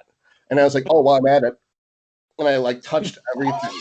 So it doesn't fucking matter now, does it? Because I have a mask on. Oh, you touched your food? It got these glass shields. Glass thing, right? You lean around the glass shield and breathe on them, and it's just like, I just with my asthma cloud. It's like, "You're gonna die," and then they just "You better ring me up before I spread more germs," and they just ring me up and I left. But people are like, "Oh my god, you're a doctor." It's like, yeah, because I actually know what the fuck I'm talking about. It's all bullshit. Right. That's the biggest thing is that Huh? You're not on the right side, so your opinion doesn't count. Yeah, no, it's like you must be a shitty doctor. It's like, yeah, that's why I graduated in last time at top of my class because I fucking suck. Not only are you a medical doctor, but you have a fucking virology degree and everything else. You really don't know nothing. I've got a biochemistry degree and a neuropsychopharmacology master's on top of the medical doctorate. But I don't know what I'm talking about because virology. I didn't vote for Biden. You know? Exactly. that's what it all comes to. How many people who vote for Biden know about viruses? I don't know anyone that did, honestly. Do you? Like anyone in my circle? I don't know anybody that. There's one person I know that voted for Biden. That's it. One person. I'm trying to find people I know because I'm trying to find these because he won by some record amount. I'm trying to find these people out there. Yeah, they don't exist. Dude, if you follow the Michigan Senate hearings and stuff, where they're awful. Like going through explaining the 442 ways that they cheated, and like it's like blatant, like tons of witnesses saying, yeah, they would bring it up, put the ballot through, it counts for Biden, take it out the back and put it through again. Put it back again. And they would just do it 8 or 9 times with the same and then discard it.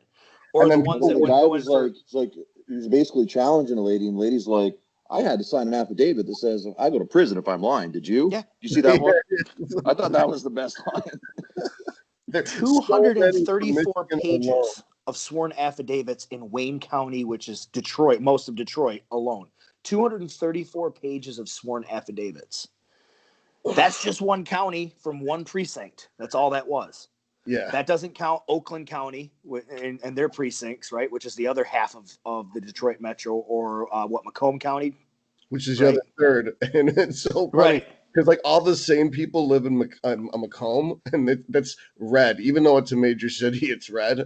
And it's like all of the total nut jobs live Oakland, where I live. And then Wayne County and Oakland County are liberal counties, and then you've got Macomb and Livingston that are on the other side of it, and they're completely red. Yeah, and it's weird to have a major city with any red because the whole state's red except for just the major cities. Like you look at New York, only New York City is blue. All red. And, no, all New York City. Oh no, New York is red, but one tiny dot of blue. The whole country's like that except for blue dots at each of the cities, like New York City, Chicago, Detroit, LA. Well, and that's why they have an electoral college, because if you didn't have an electoral college, 4 major cities would decide the election, and the rest of the country wouldn't matter. It would be New York City, Los Angeles, Philadelphia, and Chicago, and that would be it. Yeah, it's just nobody else would matter. They're just the shit stains on the fabric of reality. Pretty much. Someone needs to wash these drawers.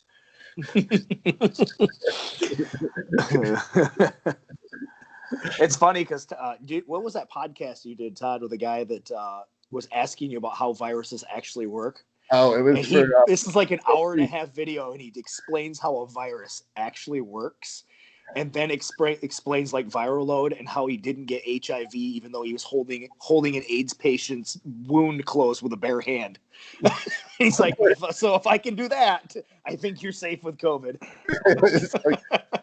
It was so funny because it was Scorpion Fighting Systems coach David Gray, who coaches people for the UFC and the other major fight organizations that are respected throughout Asia.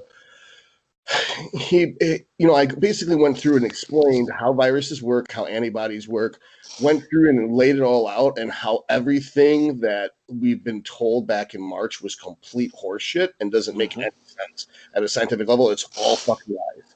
And that nurses were perpetuating it because they don't have any real education in science. They have hands-on education. It's like there's a difference between a car mechanic and an engineer at Ford. They're not even that. No. You've made this analogy. The engineer is the virologist who understands everything, right? The car mechanic would be the doctor, the medical doctor, and the nurse would be the oil change tech. They know how to do 1 or 2 things, and that's it. I would agree with Keith, but I didn't want to go that far. I will. So, I don't care. I feel like you don't know something unless you know it from the macroscopic organism, where I'm sitting here talking to you, reading your facial expressions, and trying to figure out how you're feeling, to the every atom in your body and how they form every molecule and how those molecules form every tissue and how every drug that I'm going to be putting in your body is going to affect every tissue in your body. Because if I don't know that, I'm basically throwing a grenade into a classroom trying to kill one terrorist to rescue a couple kids when I'm going to blow up 6 or 7 of them. You know, that's not the appropriate way of dealing with the terrorist. You'd want to release like a gas grenade that kills everyone over 45 because the kids won't get killed. You know, you pick the correct tool for the job, not the tool that you have and it's convenient right now. And so fear was the whole point, was to control and destroy so that we could weaken the economy so that they could take over. And people don't like it, but then they prove that by cheating at the voting process. They completely like, oh, we couldn't even win by cheating. Let's just completely fucking cheat. And I agree. and since we own all the media outlets and all the social media outlets, we can just suppress the flow of information. And every other country in the world's liberal relative to us, so they'll back us up because they're pussies. Yeah. And that's pretty much how it went. And it's depressing. But with this, what we're talking about is, so there is this patient, and I was walking down the hall. It was actually time for my break, but as a doctor, you're not union. Nurses are union, so they can just get up while someone's dying and say, I'm on break, and the person dies, and you can't do anything about it. So a nurse called me into a room, and she's like, put your hand here. So there's this woman sitting in a gurney, put my hand over the wound, and she gets up and walks out. And I was like, where are you going? She goes, I'm going to go get someone to replace you. And she's walking out. She's like, by the way, she's got HIV. So I don't have a glove on, and I'm holding down this open wound in her chest. And this woman's just watching TV like it ain't no thing. And I'm like, so what are we watching? And she's like, Passions. I was like, oh, what's that? And she's like, it's like a soap opera. And they don't do each other dirty. And so like we sit there and watch Passions, and it's this nasty, dirty fucking soap opera where everyone's cheating on everyone and everyone's fucking everyone. And she lets it slip, like, as we're watching the show, that she's a prostitute. And I'm thinking, like, so this makes her feel better because she thinks everyone's a piece of shit. And they probably are, judging how I was just treated by my nurse. So it's like, so an hour goes by because we watched 2 episodes of Passions, right? Finally, someone comes in because we're both calling help. And I was like, come here, glove up. Okay, put your hand here. And then she does. And she goes, I'm going to go get you relief now. Meanwhile, my hand's got blood all over it. So this woman had HIV and she bled all over me for like an hour. And, you know, it's because what we learn in virology is that the viral load of HIV has to be so high that you would have to go out of your way to catch HIV.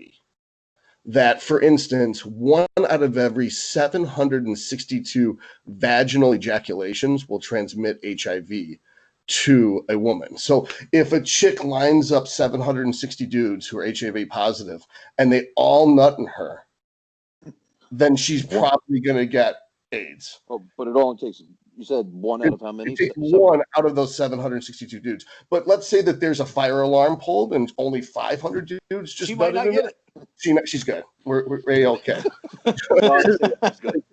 It's 60% chance she got it, right? And then it increases. Well, let me rephrase it. It's a dude having sex with a girl who's got HIV is 1 in 760. It's like 1 in 400 if the guy has it and the girl doesn't. It increases with anal. It increases with rough anal. And so because there's going to be blood and tearing. There'd be tearing, yeah. So the point is, it's still 1 in 600. Is there any other type of anal? It's one. It's like, you got to cut down on your we got to cut down on. That's what I said to David too. Is he was just like, isn't that what happens? It's like, dude, you're doing it wrong, or something like that. I only know one speed. If they're bleeding and crying, you're doing it wrong. All right, so it was like 1 in 162. So it means that if only 80 dudes rough ass fuck you, you're only 50% chance of getting HIV. So when you look at it in perspective, you understand what they mean by you have to go out of your way to get HIV. It's almost impossible to catch it from normal human sexual contact. Because let's say your partner has HIV and you have sex once or twice a week. Okay, so that's like 100 times a year. You could bang the same dude without a condom for years and not get HIV. You've got to get enough load of the virus in there in order to contract it. Well, you got exactly. So obviously, Only one time. well, Only one time or collective. It's gonna because your immune system will start killing it instantly. So you would have to get in it all at a particular time to overload the immune system ability to wipe it out for it to actually start to transcribe. And in theory, once you get one cell replicating it, it's just a matter of time. But usually your immune system will find that cell and destroy it. So that's the same thing with all viruses, is that the viral load itself is a huge factor. How much infected material have you been exposed to? So like in the COVID situation, you're just skipping down the hallway at Home Depot, and then Barry the carpenter coughs into the air because he was walked past a school full of dirty children 10 days ago. And so obviously they had the vents open. And so he walked through a cloud of infected gas himself. And you're skipping along and you inhale this cloud of Barry's sputum that he had inhaled from kindergartners 10 days ago. Well, then obviously you should just blow your brains out because you're going to die and you're just going to save yourself. Process of, but the truth is, you will fight that off unless you're on death's door anyway. Yes.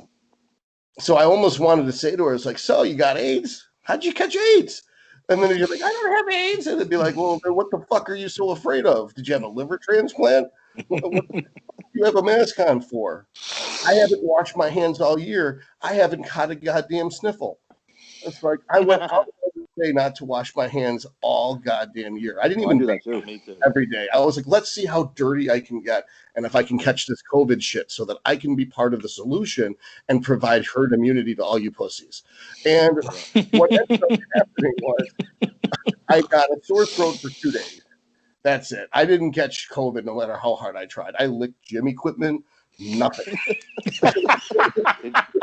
Did you go get tested? No, Did you I get didn't tested? want to get tested because God knows it's a horrible fucking plague if you don't have it. If you don't know you have it. It's like nothing is worse than the disease you don't even know you have. I get into these arguments with people all the time, and they're like, well, you could have it be asymptomatic and give it to me. No, I can't, because the only way I can give anything to you is if I'm symptomatic.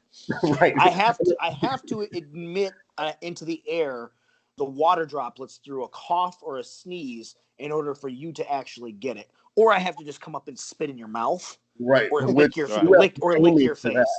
So like, essentially, unless I'm making out with you, you're not going to get that asymptomatic saliva into your mouth, so you're not going to get it. So just walking down through the grocery store, like you said, or going to the post office or going here or going there, I can be asymptomatic and I'm not going to admit anything into the air that's going to be, if I'm symptomatic and I'm sneezing and I'm coughing and I'm spewing bullshit everywhere, then sure, there could be enough viral load that somebody could pick it up. You're more likely to be like asymptomatic in your household and give it to each other because you're in close contact. So I don't know why we all don't just try to get it. Yeah, exactly. How do you get herd immunity? Well, by getting it. Well, the other way is through vaccines. But the vaccine makes you sick for 3 to 5 days. I'm like, but the disease only makes you sick for 3 to 5 days. So what's the fucking point of the vaccine? Why not? You're still gonna get it. Why not just get it? Yeah.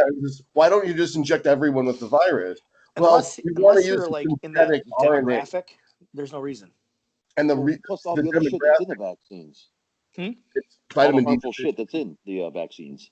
Well, that's the other thing is, so like there's like, oh, it's chapter 666. It's going to be the chip is used, blah blah blah blah blah. And it is funny that the government did have order 6,666. Like they literally made it all sixes.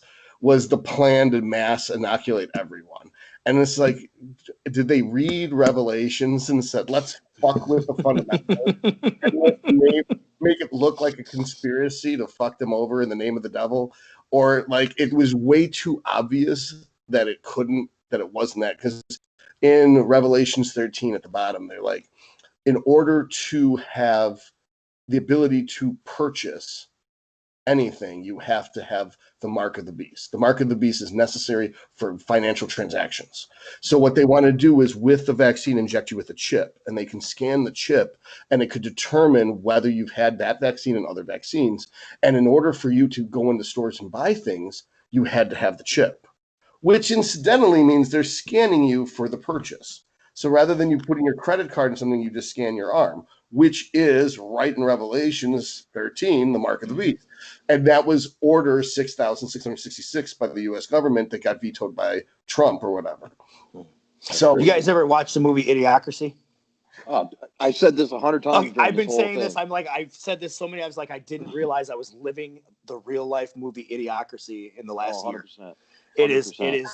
You see that where, I mean, he comes out and everybody's dumber, and they've made everybody dumber through time, and all of a sudden this normal intelligence guy and Hooker are the smartest two people in the world, and everybody's got these little brandings of the barcode symbol on their wrist, and that's how they pay for everything. That's how they ID themselves. Everything. They got that one fluid they drink and that fertilizes the lawn. It's Gatorade. Who or what they remember what they call it, but it's fucking called Gatorade. It's got electrolytes. It's got electrolytes, yeah, because they're putting on crop. Well, the crops won't grow.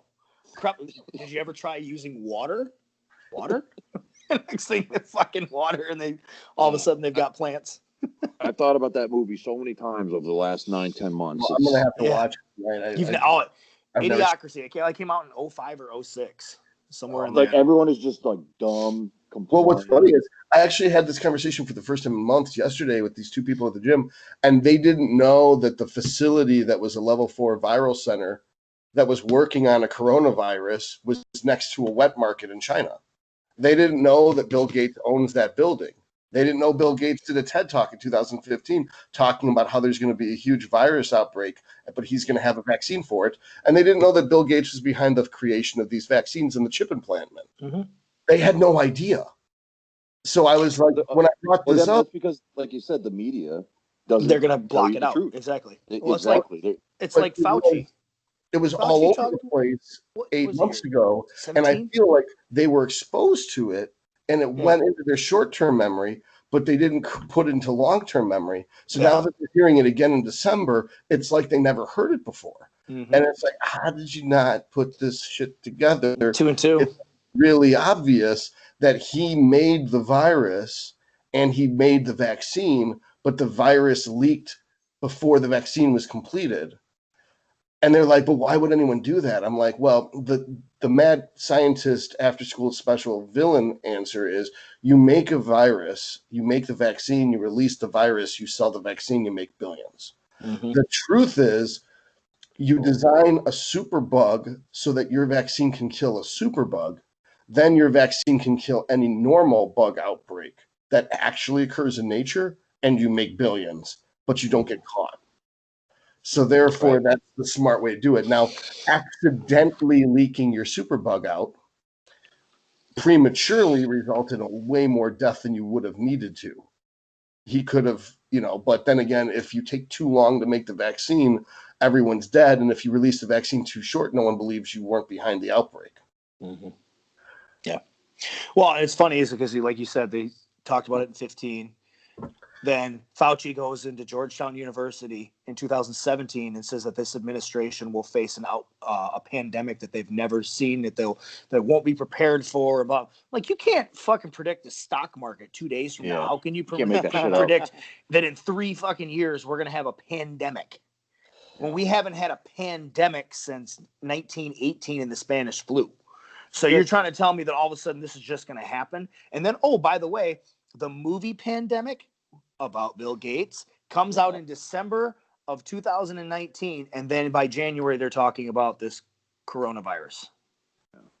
Weird. Well, the outbreak happened in November, so they rushed the release of the Pandemic movie in response to his facility leaking the virus. Right.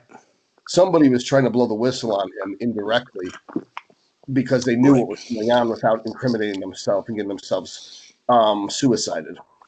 Yeah. Yeah, well, I mean, they had been working on that virus since, 2014? Because that was at a North Carolina Chapel Hill laboratory at one point. And they said, no, we shouldn't be doing this. And then they moved it over to Wuhan to the laboratory that he funds with George Soros, which is where they continued the research and stuff on this, and they paid for it with our tax dollars. Well, WHO, right? It was National Institute of Health. It was NIH funds. funds. NIH, okay. Which is tax dollars. Yeah. Right. $7 million that was funded to this Wuhan, China laboratory that Fauci signed off on. That ain't shit compared to all the people that died. Right. 7 million is nothing. Or the billions of revenue lost from businesses and from everyone's had to shut down and all that stuff. Jeff Long just posted it today. 110,000 restaurants will not reopen now. Yep. In the United States. 110,000 restaurants that are now permanently closed. Jeff Long. Mm-hmm. So, California Pizza Kitchen's a pretty big chain. Mm-hmm. I think they're going to be just servicing grocery stores. I don't know if any of them are going to survive. Yeah. Well, and not only that, it's just that's restaurants alone. But think about movie theaters that shut down. They're done for good. Mom and pop stores that sell whatever. Yeah, I mean, the movie theaters were already in trouble to begin with when you've got Netflix, Prime Video, all these things that you can see a movie in the comfort of your own home, and see it on demand. Going to the movie theater, especially how expensive it is, that's like a thing of the past and a treat that you do as just for a date night or something, that was just something that you did once in a while, you didn't do anymore. So movie theaters weren't doing that good to begin with. Now you shut them down completely. Yeah, I used to do that. They're not coming back. So I could have some type of non-caloric fun. Mm-hmm. They're not. Those aren't coming back anymore. That's done. Without a movie theater is so much more depressing because you have to go right back home after the gym. But there's nowhere to go. I used to like to do it during prep, just like Friday night, take your mind off for a couple hours. Go get a Diet Coke and sit there and watch. Yep. I would go get a pretzel and not eat the cheese. Those pretzel bites? They're 8 carbs and no fat. And you could get a Diet Pop and pretzel bites and watch a movie and after legs. And it's you're not cheating. You're not doing anything wrong, but you're having a part of the experience. This oasis of pleasure and fun where in a normally a horrible part of your life. Yeah. I mean, we used to have a movie theater here in town. It was the Alpine Theater. It was $2 movies. Wow. You can watch them. It might be a 5-year-old movie, but in the last 10 years. Yeah. Yeah. Wow. Once they go out of theaters, usually you can go to a dollar show. The problem is in Detroit, you get shot at the dollar show. Yeah. So, and the dollar show usually has a dancing girl that nobody wants there. It's a lot nicer than Detroit. Grand Rapids, major city that's red. It's the only major city that's red. I don't know. It's we got our spots out here, our issues and stuff, but it's pretty much West Michigan is pretty much just like Metro Detroit. So it's there's only a couple spots out here that are that bad for an area of 1.5 million people. It's not that bad, but I mean, there's theaters all closed up. All the restaurants are closed up. All the nightclubs are closed up. So anything that makes revenue closed, and they're not opening. They opened for a little while. They were just starting to get back on their feet, and then all of a sudden she goes, "Nope, you're done again." Yeah. New executive orders. This time she got the health department to step in and scare them. I tried telling some of these people that own small businesses. I'm like, my brother has he has small business because he owns a beer like a home brew supply company. So he basically supplies for people for making parts. Anything you need to make home brew, right? He's got all the supplies and he has it in his store. He does ship grains and stuff to breweries and stuff. Well, that came to an end because breweries aren't making any more beer, right? They're done. They're not, those brewery restaurants are done. So it's like he's like, I don't know what I'm gonna do. I'm like, you can stay open. I mean, just because the health department is saying that you can't be open, the health department doesn't have any more jurisdiction than you or I to say anything. They still have to go to court. They still have to use the judicial services, right, in order to make that come into effect. And the Michigan Supreme Court just ruled against all her executive power. Yep. So how are they going to get the courts to back them if the court already said go fuck yourself? Yep. So the health department can't shut they can't shut down a restaurant. They can't shut anything down without court backing. So if they want to shut a restaurant down, it's like authority. They think it's like an authority. I need to just comply. Someone with a badge or because they're scared. Came in. Yeah. They're scared. How about you, Turner? Did you see any people canceling or any lower business or anything with your people? Honestly, I've been blessed through COVID. I mean, probably a quarter of my people actually got to compete because, we would start prep and then their show got canceled. But most of my people stuck with me when they're just went in back into some type of progress season, off season, whatever. But, during that time, I didn't pick up a lot of business, but luckily we just brought a baby into the world. So I kind of got to spend that time focusing on that. And then now, I guess people are thinking that 2021 is going to be changed. So my business has picked up, but no, I mean, I didn't really lose a lot of business, but at the same time, I didn't really, it was just kind of but now things are starting to make a turn, which is pick good. up. Yeah. That whole thing. And the whole bad part about that is the cops are being made out to be the bad guys because they're having to enforce this, but it's not the cops making the laws. You know what I mean? And it's not even law. It's the governors. It's not laws. And what's funny is in Michigan, the sheriffs and the police don't enforce her. And it's even that I think the main sheriff for the whole, not even a county. I think he's above the sheriffs.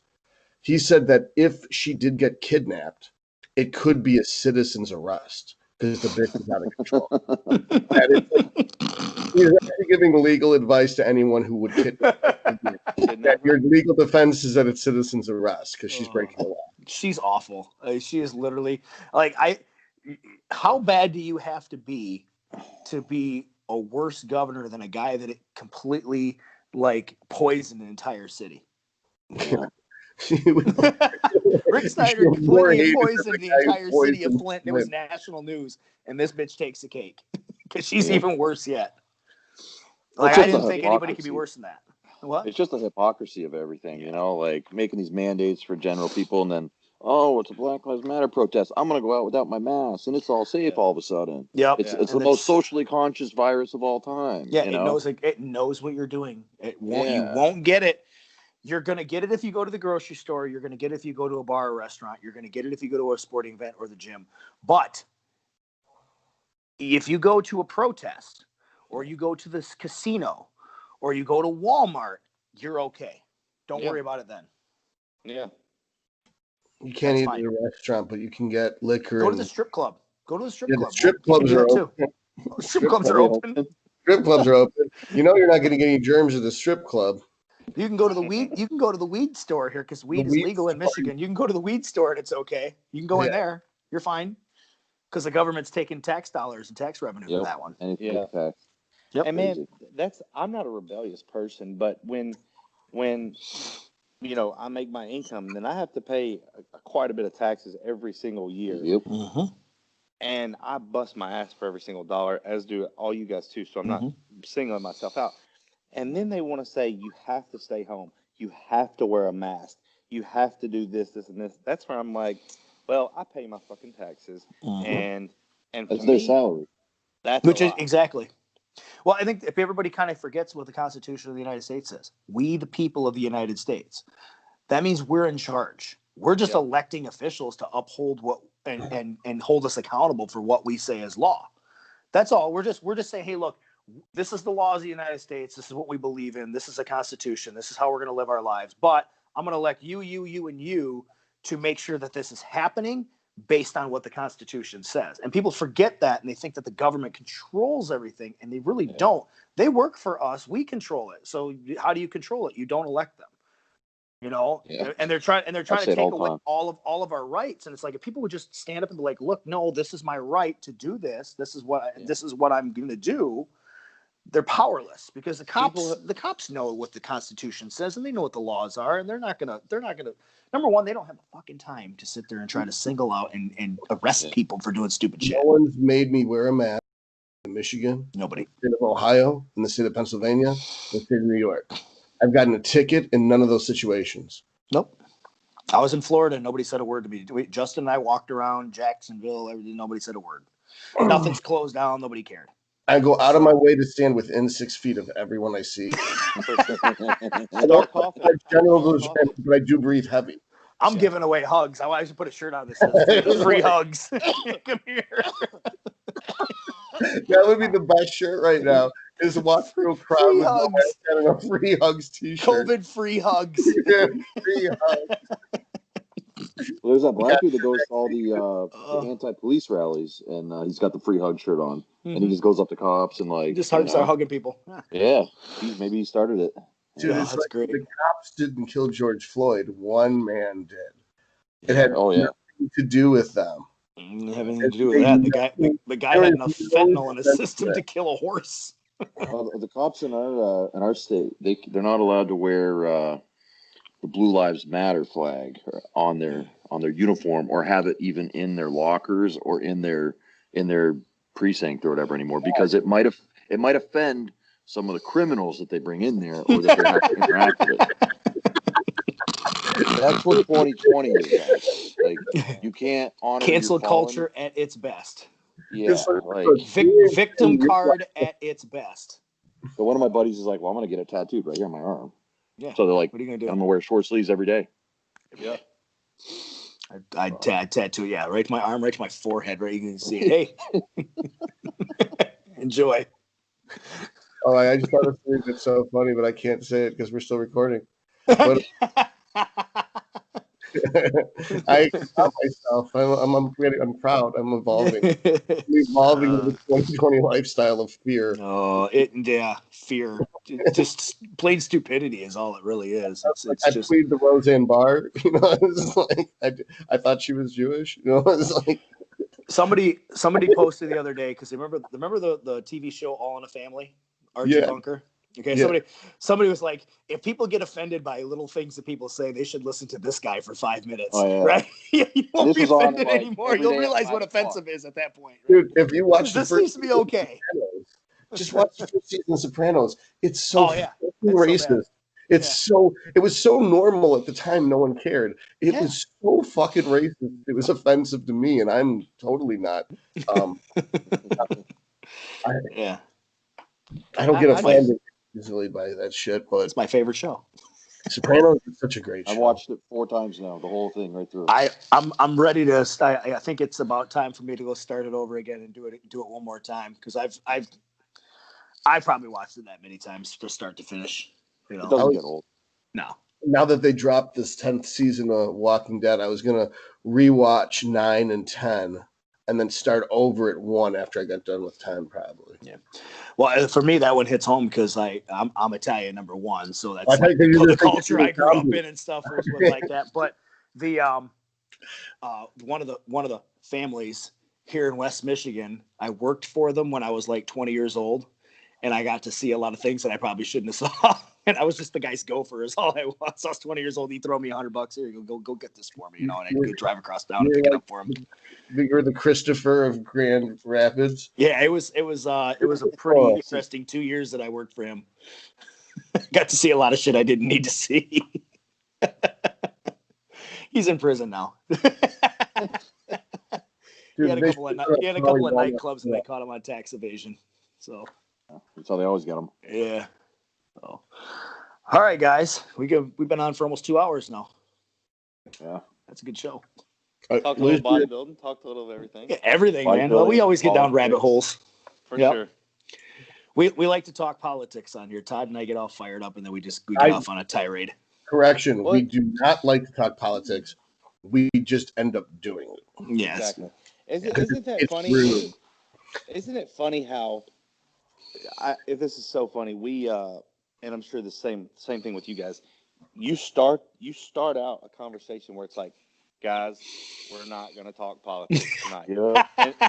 And the next thing you know, like, you're at this guy's throat, this guy's yelling at this guy, and you're like, everyone's got to get the last word in. Mm-hmm. But you start the conversation out with I'm surrounded by so many of my friends that like we're talking like we are agreeing and like this big picture on all this stuff. I don't have many liberal friends. I can't think of anyone I have. I deleted them all off my Facebook, so I don't even know them anymore. My life's so much easier now. I agree. Yeah. Well, they're not happy people. They're That's like the thing. Yeah. They're the short-haired, blue-haired cat lady who hates everyone because they're horny out of their mind and they just want to claw everyone's eyes out. Drinking rosé from a box by themselves, crying, watching Life. And then they're the dude that's stuck dating her. And they're like the lowest people that they have nothing going for them. You can't even call those guys beta males, so they're like They're all betas. beta males. You're just betas. They're lower than betas. Scar was beta. Scar was still cool.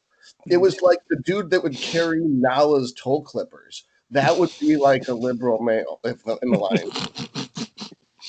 Well, and it's the funny part of the whole thing is that if you look at all the I'd say 90% of the liberals out there, like the true liberals, they're the only people that hate this country. Oh yeah, they hate 100%. everything about this country. I'm like, well, then get the fuck out. Go Yeah. someplace else. If you don't like it, leave. We're good. We're good here with the way it's been for the last 200 years. We're fine. Right. You know, I love this country. I mean, Specifically the last 4 years. I mean, I don't know about you guys. I made more money than ever. Yep. I've seen my lifestyle, everything prosper. I've seen my friends prosper. Mhm. Things got to be a little bit more common sense. At least, well, if you look at the Instagram and everything, like it seems nonsensical because everyone's fighting, typically, constitutionalism and everything like that. But yeah, I mean, I think a lot of them they just hate to admit that they were wrong about this, about Trump and about conservatism and Yeah. Well, and there's two things. You've got ignorance and you've got stupidity, right? So ignorance is not knowing and that's it. You just don't know any better because you haven't been exposed to it and nobody's told you. Stupidity is when somebody tells you and exposes it to you and shows you the truth and you still don't get it. Yeah. And there's a little bit of plenty both. of that. You've got the mainstream media out there telling people one thing that's completely wrong, and because they don't know any better and they're too lazy to look for any like actual factual evidence on their own, they become ignorant to the whole situation and they just think what they've been told. Stupidity is when somebody like us goes and tells them and shows them 1,000 times over that this is the actual case. Here, look at this doesn't make any sense, and they don't get it. I always break it down. They don't want to believe it either though. Oh, of course not. It's still stupidity. I mean, regardless, it's stupidity. You're stupid to the fact that this is real. If you got a very sound argument and they don't have a counter argument, they need to shut the fuck up. You're racist. That's racist. it. You're racist. Yeah. Okay. Conversation enter. Okay. No, but I break it down like this. I'm like, you want to pay less in taxes or do you want to pay more in taxes? Do you want to have more government oversight? Do you want to have less government oversight? Because this is the direction we were going was the right one. Less taxes. You keep more of your own money. You work as hard as you want. You keep what you want. You have less government telling you what to do with that money or with what you do with your lifestyle. And you get the people that they're entitled to, like, well, they should give us this and they should give us this and they should give us this and we don't have equal rights. And so I'm like, no. Equal rights does not mean equal success. Exactly. You have the equal rights. Everybody has the same right. Everybody's on the same playing field that they have the ability to do it. Some people are just going to have to work a little harder to get there. So your success rate will not be the same as everybody. And that's just it. Some people are smarter. Some people are better with business. Some people are just better with other things. They have more talent for things. Yeah, exactly. I mean, there's so many different variables. I mean, yeah.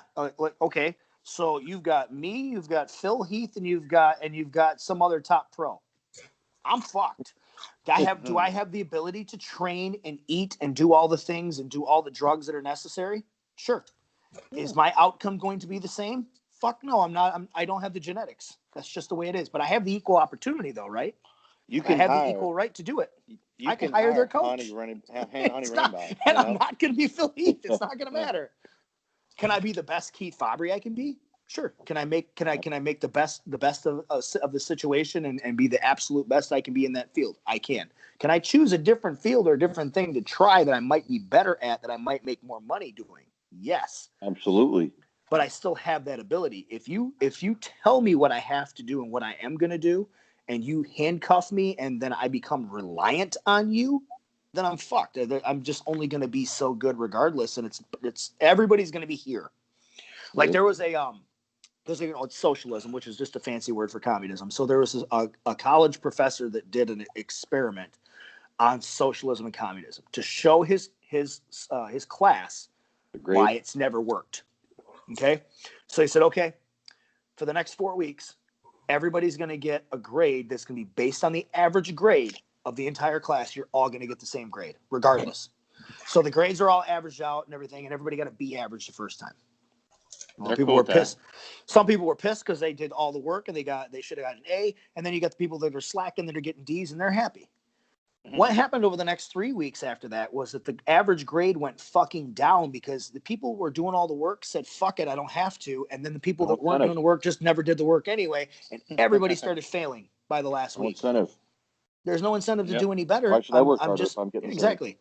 I'm just gonna live with a shitty grade. That's what's gonna happen because everybody's gonna get the same grade. Why should I work harder to make sure that you have a better grade when I can work harder for myself and get that grade?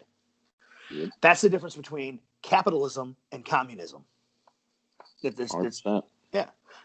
people don't understand that. They hear, oh, free college, oh, free medicine and everything else. I'm like, free comes with a dick up the ass. You're just gonna pay more taxes. That's all it is. You're paying for it still. We're going to pay more. Right. But they're still ultimately going to pay for it anyway.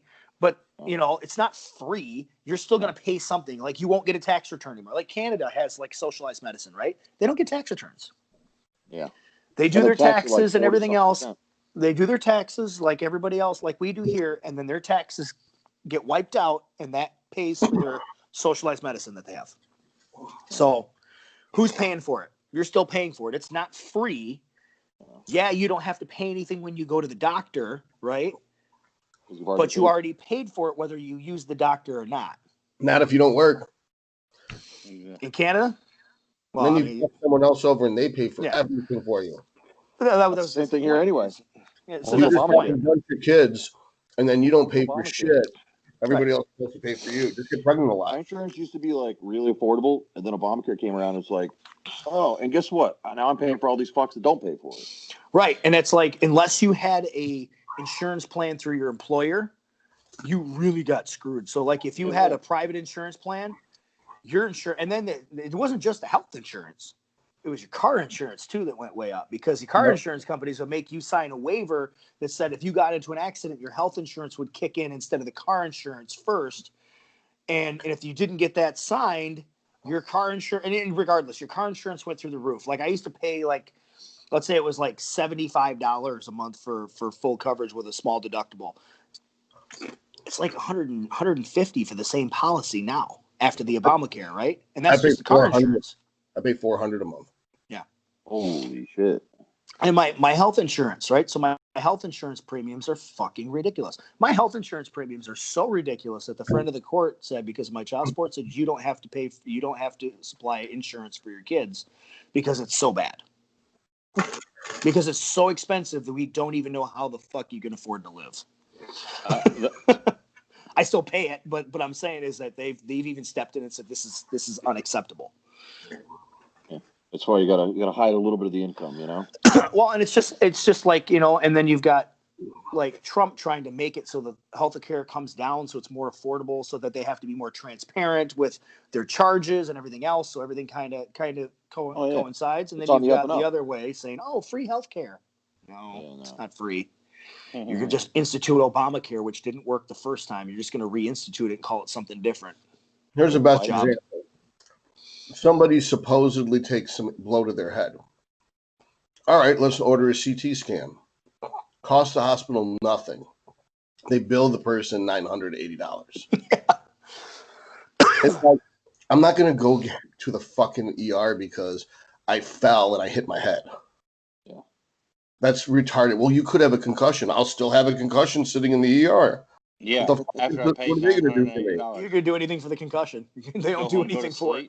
Right. It's the same thing as the COVID. I mean, hey, okay, you test positive, go home for 14 days. Well, after 14 days, go back to whatever you were doing. Go back to the same place you got the shit. You know what I mean? Yep. I saw, and this is how fucking stupid we are, right? So I'm watching a Michigan State basketball game the other day. Tom Izzo, their head coach, had COVID already. He's on the sideline with a fucking mask on. Why? You already had it. You're not going to get it. And you ain't going to fucking give it to anybody. So what is the point of wearing the mask? And some idiot on one of the forums is like, because he keeps pulling it down to talk. He's got it down. Because you can't. And they're like, talk for those things. Gotta put. He should probably put that mask on. I'm like, you dumb fuck. He already had it. What's he gonna do? Get it again? Do you get the same flu twice? No, you don't. You don't get it again. You don't get any. Well, the flu has just been rebranded as something else now. That doesn't exist. The CDC stopped reporting flu cases 3 months ago. They stopped reporting all their flu cases. If you look up flu 2020, it only shows to like May. It doesn't show anything after May. They won't even count anymore because they know that all this shit is just the flu. 90% of these cases that are out there are a strand of the flu that shows up and has a false positive of coronavirus. They've even said that there's a certain cold and a certain flu that you could have had a strand of that might trigger a false positive. Because they're all coronaviruses. Says that. That's the simplest thing about the corona. That's what I mean. Like, these people don't know a fucking thing about what they're talking about. Like these nurses that are on Facebook trying to get attention. Don't even get me started. Worker. I'm a hero. You're a dumb bitch because it's just a cold. That the body has no response to this cold, but people are dying. It's like because you're venting them at 80% in 10 liters, blowing out their alveoli and killing them. I said this at the beginning. I was like, they don't need maximum pressure; they just need maximum oxygen. Give them a fucking anti-inflammatory steroid, some zinc, some vitamin D3, and put them on like the same medication you would give an asthma patient, and send their ass home. They'll be fine. Or they won't. But because they're going to die anyway. Isn't accomplishing anything. You're going to give them a ventilator and blow their lungs out. You don't know what it's like to have to choose who lives and who dies. Oh my God. I would love to because I would choose you to die. That would be fucking awesome. The intelligence quotient of the world would go up. Everyone who whines and complains dies. There you go. Yeah. Oh, did I kill many people? Don't worry. We'll have more whiners in just a minute. Well, and they go ahead. What about Oregon legalizing drugs? Crack, because crack is cocaine. COVID awful, crack good. That's why I keep saying this year is idiocracy. Like, are you fucking kidding me? That all drugs are okay, but you need to wear a mask to walk outside. Right. Go shoot. Better put that fucking mask on, but go ahead and smoke some crack. It's okay. I just imagine a scene where like a guy's walking by with like a needle sticking out of his arm. He just shot heroin. He's got his mask on. But he's got no. He doesn't have his mask on. The cop's like, "Oh, sir, you got to put your mask on." Oh, thanks. You know, right? Don't even worry about the shooting up. Worry about the fact that he's shooting himself with heroin at that point. He goes, "Oh, thanks," and then he's in Seattle or whatever, and he just throws it on the ground. Throws it on the ground because that's okay. Yeah, it's okay to do that there because it's the autonomous zone. I got ahead, guys. I got to do a few more emails for my last meal before to go to bed. But we're good. So had a lot of fun talking with you guys, all you guys. All right, yeah, we'll end it right here. So this is episode 80 of the Weekly Grind podcast, sponsored by Valhalla Labs at valhalla-labs.com, and by Kodiak Bodybuilding Apparel, who made this nice "Make America Huge" T-shirt here for me. We're at kodiakbodybuilding.com. All shipping is always free. And thanks, guys. I think we might take next week off of shows and stuff. I don't have anybody lined up, but I really appreciate you guys coming out. Let's do it again. All right. Sure. All right. Good to see you guys. All right, guys. Thank you. See you guys.